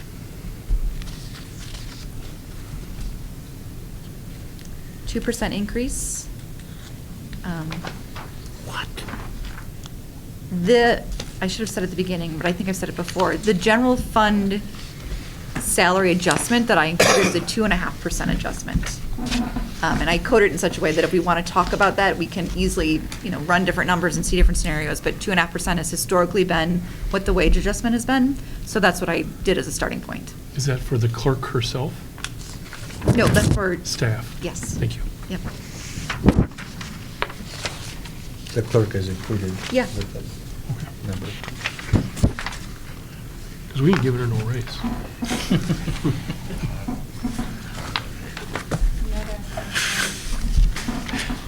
Strike that from the budget.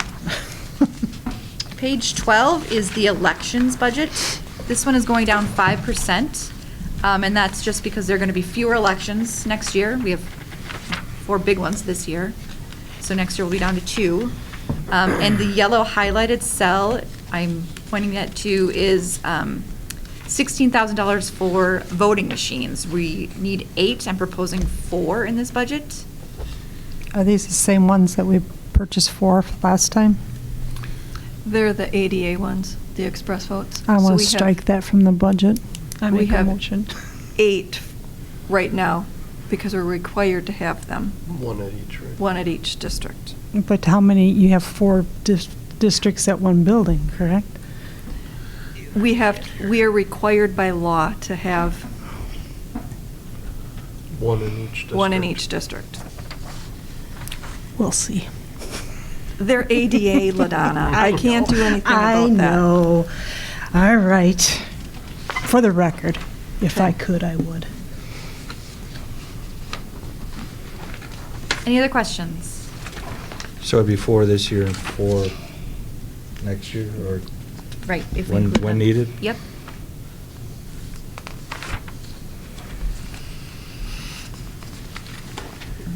Is there a time limit on? No. Because we have 8 now. We have 8. So you're just adding, I'm just adding one more? Okay. Yes. If Okay, page 13, this is the clerk treasurer staff. This is an 8% increase overall. There are, the 2.5% wage adjustment plus the step increases. And also I updated the splits, the allocations, which is, we looked at after page 5. So there's some of all of those 4 positions that are going to water and sewer.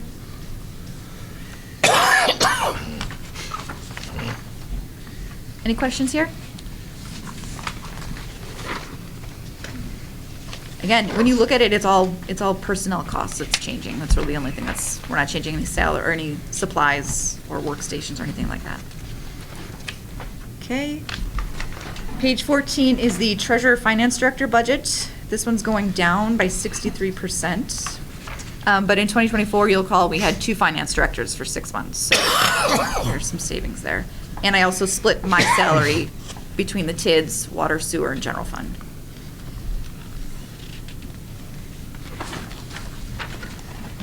Please stop me if you have any questions.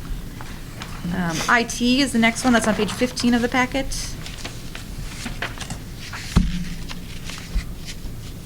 This one overall is going up by 3%.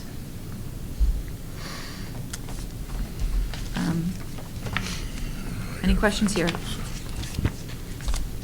IT is sort of, these are a lot of contracts, and there's not a lot of wiggle room on some of these expenses. But I did split Dustin's salary.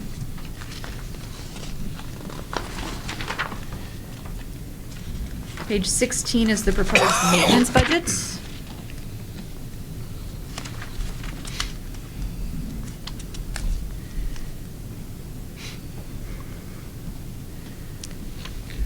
I wanted to highlight, under contractual services, if you look at outside services, that one's going up 380%. And it's really just, that's 2 service calls, $7,000. If you're coming out for your boiler repair or something like that, we really just wanted to make sure that we're budgeting a little bit more appropriately or based on actuals. So that's what that one is for.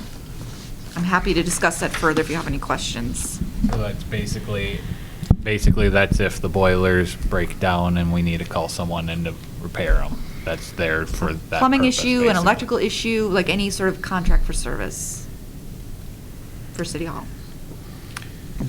Just City Hall? This would also, Well, I'm just looking at the elevator contract.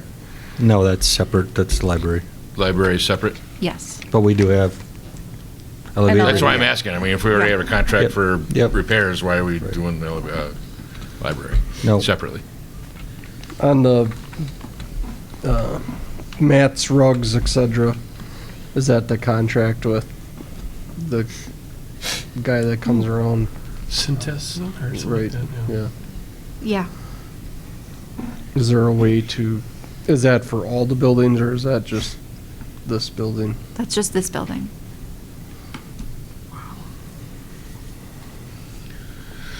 You get that down to an every other week? TJ and I were talking about that today. Yeah. And it was decreased by I see. 48%. I see it went down from 12,000 to 6,300, so I'm assuming it's cutting it already, probably down from that once a week to once every other week, so. That's what you're proposing then? Depending on time of year. And I don't know how realistic this is to, you know what I mean? Like, we have to make sure that that's something that that we can, the services we can get. So we're just Well, talking about different ideas right now, and that Right, one and I might have guess, to I don't change. know if we have a contract with We do. with them, is it spelled out in there that we have to have so many? I don't know. I'm going to highlight that one. We'll come back to that. Right. I'll find some more information for you. I know that we went a different route at my other place of employment, and, yeah, just basically, we just I mean, take I care know- of it. Right, you right. know. I know some businesses that do it where they vacuum it like throughout the 2 weeks and then they come and pick it up and then, Absolutely. TJ is well aware of that, and he thinks that we can make some changes. yeah. No, this is maintenance. This is a hard one to budget for because it is, Right. you never know what's going to break or need to be repaired and things like that. So we're just sort of looking at averages and we're trying to do the best we can. But it's kind of a moving target. Making a little bit of savings Yeah. for that one, the 380%, the outside services, it does make sense to budget that and hope we don't have to use any of it so it can just roll over, hopefully. So.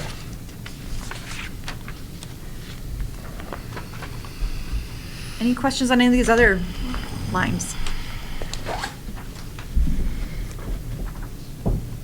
Janitor supplies, I increased just based on actuals. If you look back to, 2019, we're consistently over $8,000 that was budgeted, so I bumped that one up.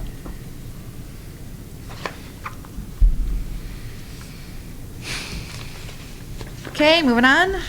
So I don't bore anybody. We're getting to the good stuff. Overall 3%. Yeah, overall 3%. Page 17 This is the library maintenance budget. So we have these expense lines. We have not historically budgeted anything in these lines. So I did not budget this time.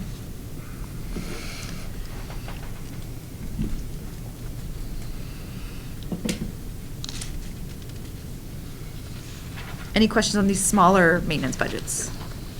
What are these for? These are for the different buildings. Right, but I mean,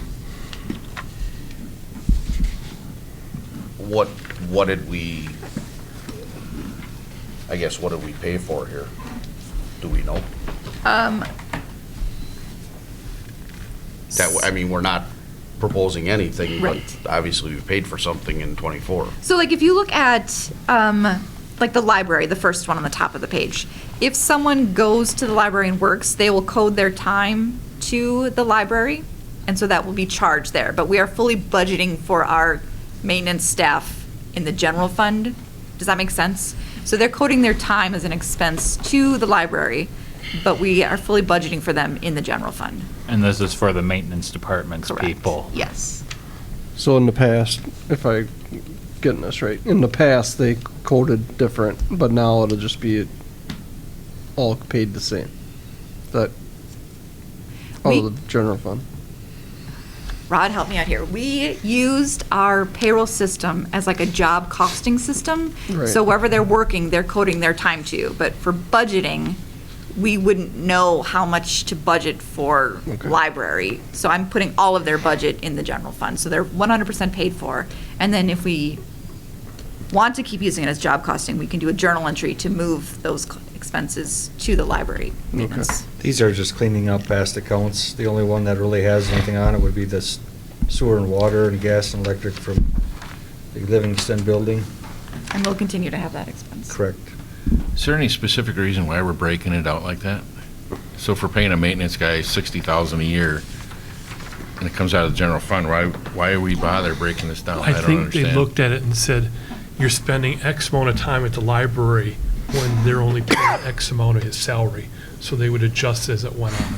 Because he spent 2 weeks at the library because they had boiler problems, this problem, Yeah. that problem.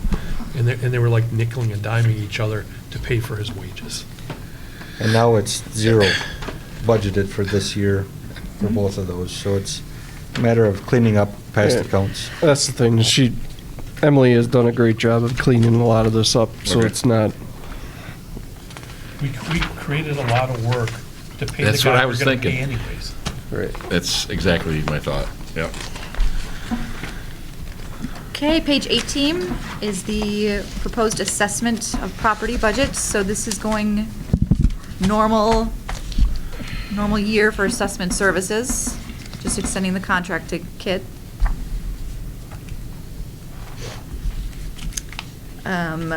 The next budget is the audit, and I'm assuming a 2% increase there. We also have a fixed asset software. We keep Sage, it's called, where we keep track of all of the city's fixed assets, and that is a service that we have to, a contract for the technology that we have to pay. The last budget on this page is over-collected taxes. This is sort of another difficult one to budget for, because you don't really know what tax issues are going to come up. If you recall, in 2024, we had to write off a large outstanding personal property tax bill. And so that's the $28,000 you see in 2024, and we don't anticipate anything like that in 2025. So you really have no idea. But PP is now gone, so we won't have any more personal property, probably.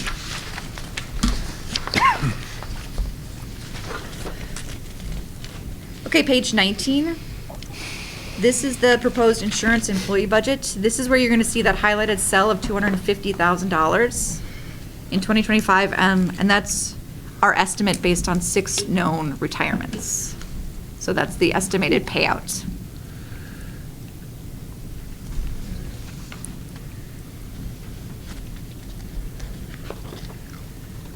I was talking with Rod about this today. There are a couple of different ways we can handle a payout like this. It is nice to have it as an expense that's budgeted for, so it shows that we know what's coming and we can make a plan for how we're going to budget that. A lot of municipalities just take it out of their reserve funds, their undesignated funds. So that's an option too. But I have it here in the expense just so we can all see it and we'll all know that that's coming. Retirees, SL? Sick leave payout. Sick leave. Yep, thank you.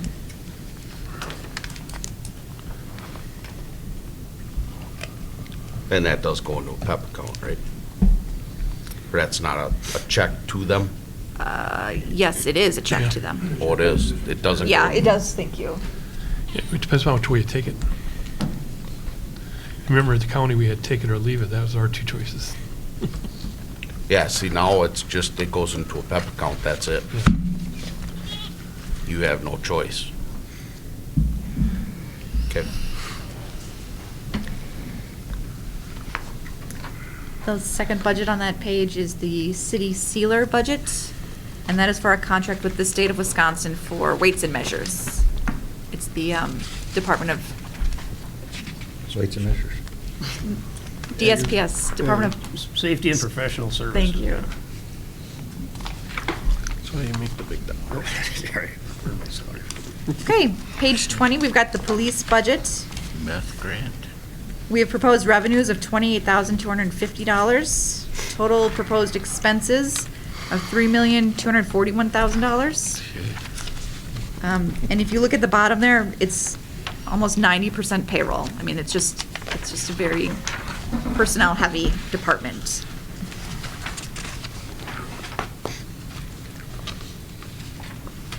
I'll give you a minute to just take a look down the accounts.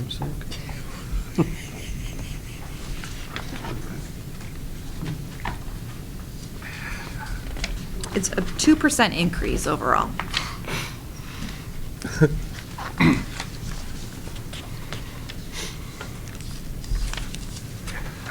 Are there any questions on the police budget?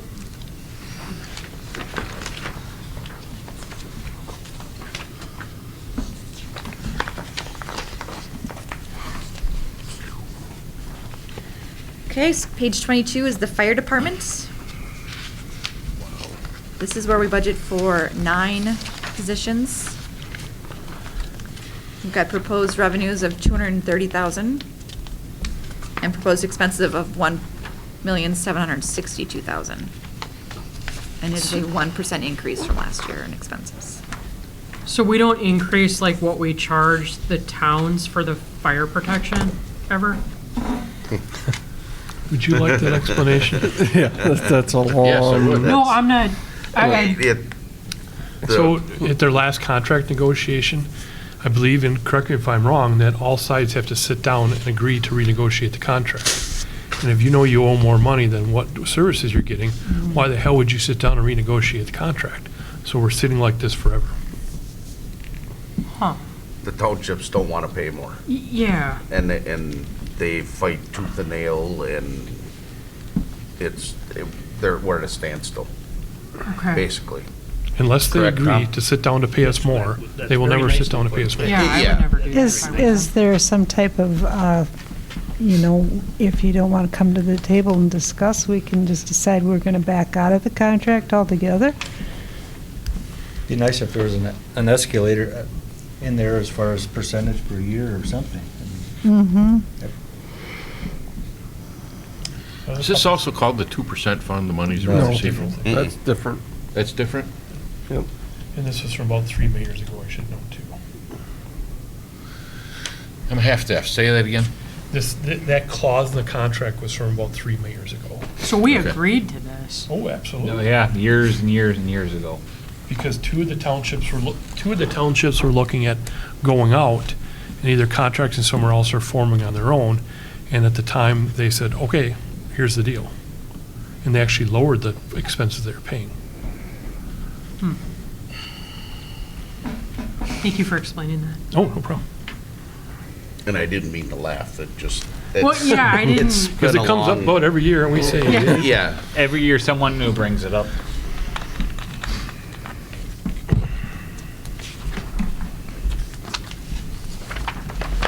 Any questions on fire?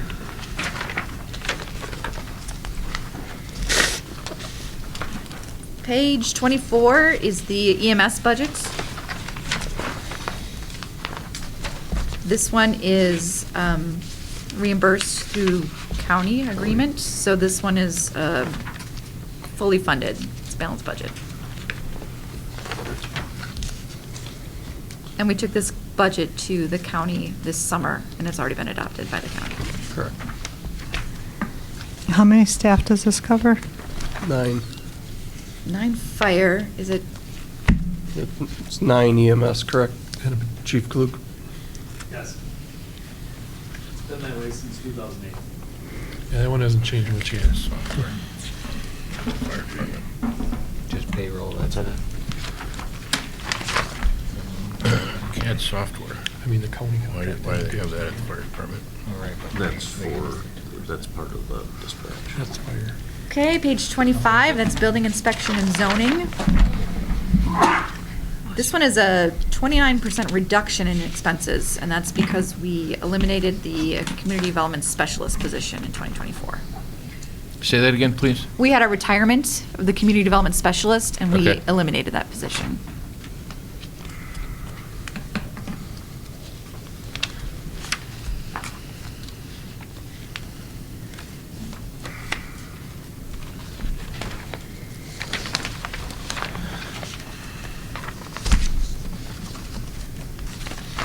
Okay, page 26 is the traffic control budget. This falls under the street department. The way we allocated the 10 FTE, it's about 1.6 of their time is going into traffic control. And that's based on a 5-year average. That was sort of the salary split that made sense. And so it's going to be a little bit odd comparing this to 2024 just because we're budgeting with a different allocating factor.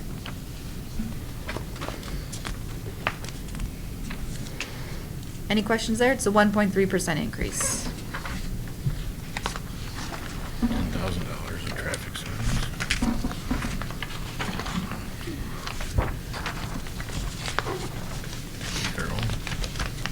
They are cheap. Page 27 is the engineering budget. So we have the assistant engineer salary, and that is being split between water and sewer and the tax increment district and the general fund. That was originally budgeted for just a half year last year, correct? Correct.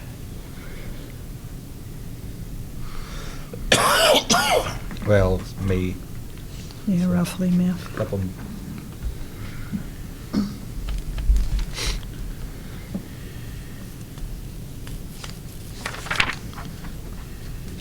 The next one is the stormwater plan and construction budget, 0% change.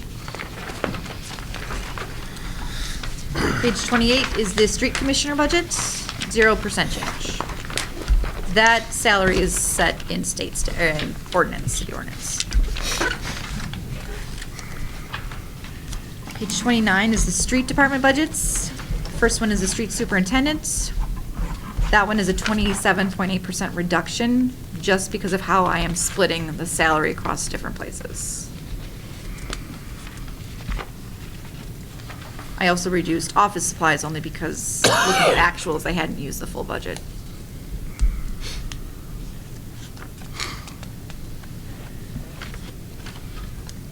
Below that is garage and maintenance. If you see the highlighted cell at the bottom there, I put a $10,000 contingency in, and that's a highlighted.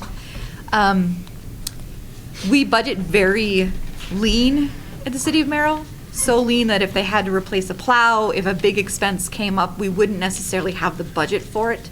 So my thought was to put in, I put 2 in. I put one in streets and I put one in the aquatic center, $10,000 in case of an emergency. It's not use it or lose it. It would lapse at the end of the year. It's not people's going to keep that money. It's just like if we have an expense that comes up, we really don't have any budget to take that from. So I thought it would be prudent to put a couple of places in that we all know about that, like for emergency uses, we would have to come before council and ask to use it. But so that we're not taken off guard. Again, if you need a plow in the middle of this winter, if you need a pool repair immediately, the goal is to have a few places built in that can absorb some of those unforeseen expenses. And this is absolutely up for discussion and highlighted in yellow so we can all take a look at it.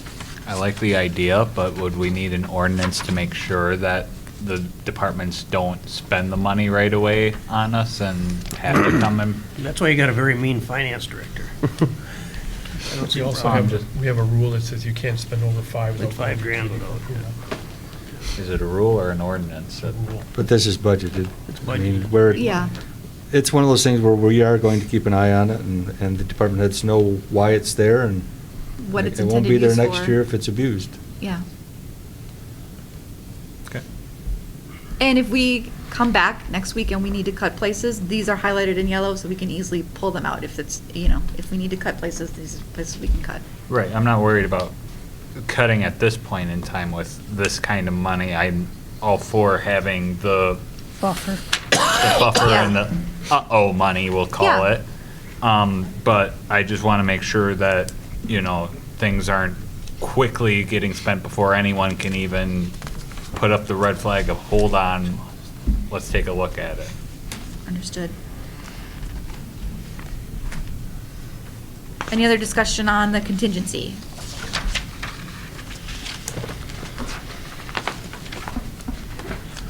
Okay, on page 30 is the operations support budget. That one is a decrease of 5.2%. We are now sharing the admin position with water and sewer, so that's the payroll change that happened there. So Nicole used to just be water and sewer, and now she's working streets. Correct. I don't think it phrased it that way. Did we lose a position? Streets. Consolidated, how's that sound? Yes, Melissa retired, Okay, and we didn't replace it? right, and Nicole is now splitting her time between water and sewer and streets.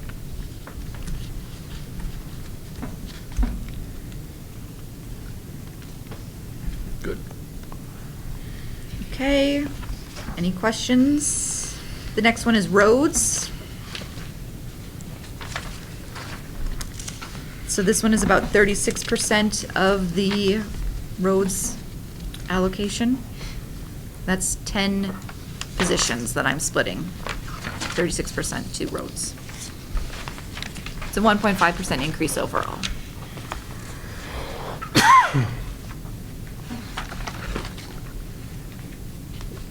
You said 10 positions? That I'm budgeting in several different places, yes. Okay. Yep. That's the whole department, just 10? No, there's 18, right? Dustin, 16 or 18 employees? 16, but there's garbage, not, it's 10 in roads. Okay, 10 in roads. Okay, page 31 is street cleaning, snow and ice, and stormwater maintenance.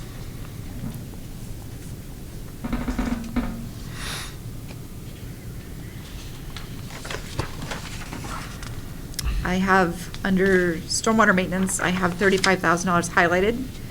This was a requested increase, increasing it up from 30,000 to 35,000.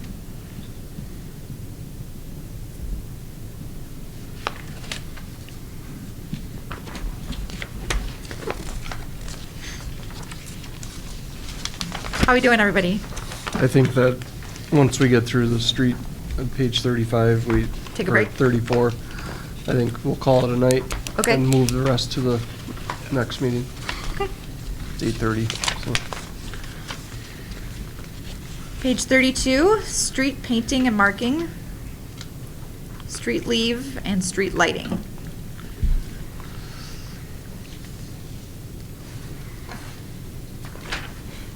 And again, based on the payroll allocation, there's a small reduction in street painting and street leave. In street lighting, I have two highlighted cells. I have $4,000 under street light repairs and $1,500 in Digger's Hotline, and these were requested increases.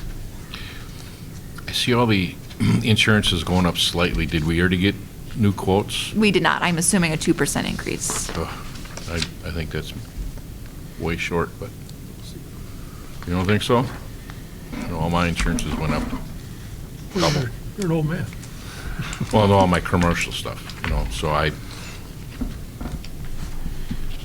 prepare for more than that.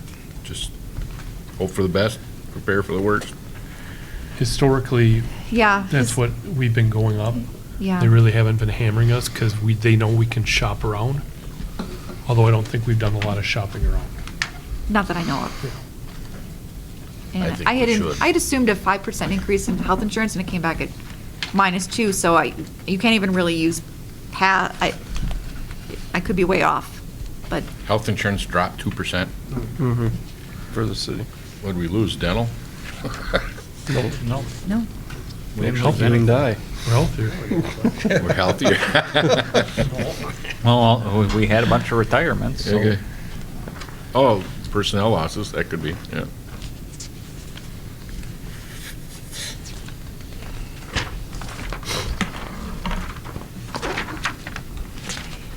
So we'll get through 30. page, Go through page 34. okay. Great, okay, on page 33, we've got garbage and recycling.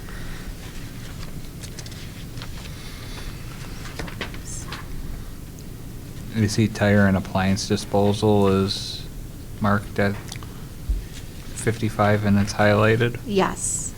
So that one is because the rates for disposing of those items is going up at the landfill? Gotcha.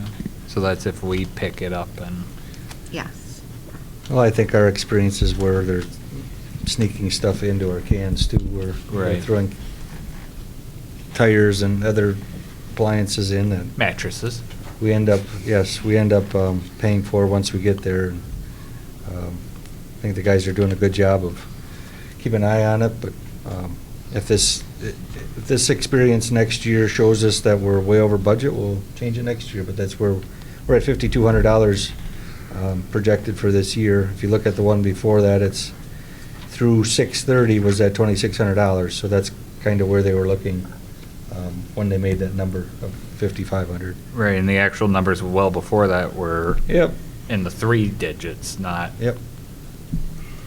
And again, if it's something we have to adjust down next year, hopefully that's the case, but right now, that's what we're experiencing. Why do we spend so much money advertising? I still can't figure that out when I hear it on the radio. If we don't advertise, we get questions, when you picking this up, when you picking that up? I mean, we're constantly putting in the paper, changes for holidays and different collection time, or routes, I should say, as far as the days. I think there's a few other things added into that, correct, Dustin, as far as the advertisement? Kind of adjust seasonally when there's only so many creative things you can talk about garbage and recycling.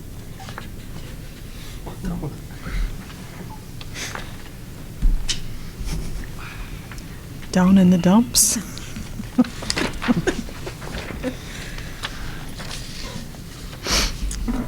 Any questions on garbage?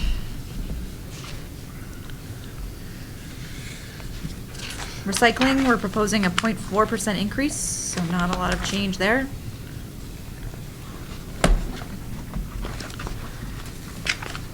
Okay, page 34, weed and nuisance control. That one is a 6.1% reduction, and again, that's just allocating a payroll. I'm doing 0.8% of streets to weed and nuisance control.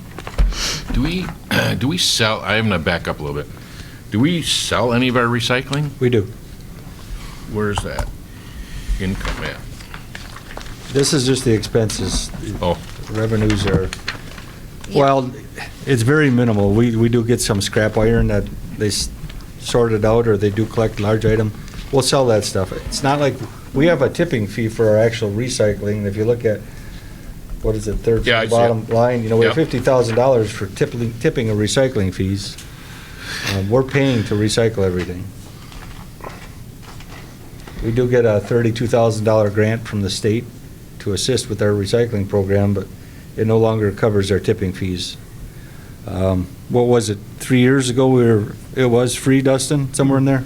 It's probably longer than that, but yeah, we've gone from being paid for recycling to now being more than garbage, significantly more than garbage. $30 a ton more. And we have to have the program. We don't have a choice.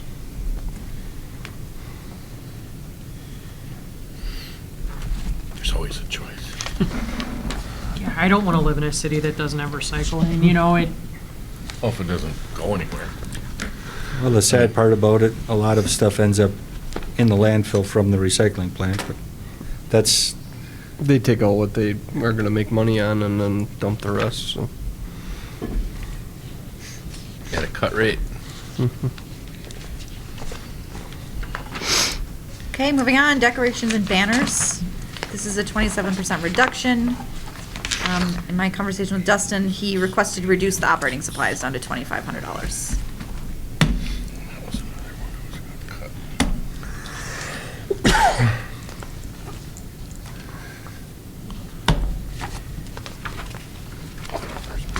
And then at the very bottom there on page 34, I've just got a breakdown of streets by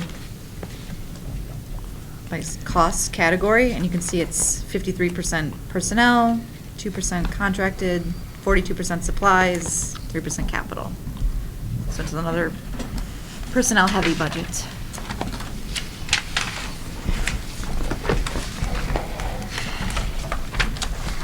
If you are going through this and you come across questions, please call, send me an email. I'd be happy to, if you have a question, I'm sure other people do too, so I can add a note or talk about it next time. Okay, so the next meeting would be the 28th. Do we have that slated for 6? I don't remember if it's 6 or 6:30. Right now, it's scheduled for 6, if I remember correctly. Can we do 6 on the 28th? That work? 6 o'clock? Or are we I'll make conflicting sure it's with 20 or health and 6. safety, which, yeah. which would be What's fine. that? Health and safety's before that, but it's Right. normally not that long. That's right, it is at 6, because health and safety is Right. at 5:15. Right. Yep, okay.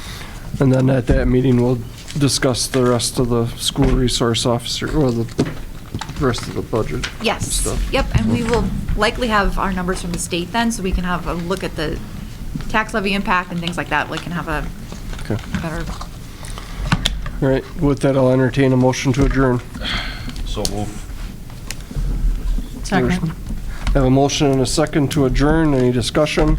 Hearing none, all those in favor signify by saying aye. Aye. Aye. Opposed? We are adjourned. Thank you.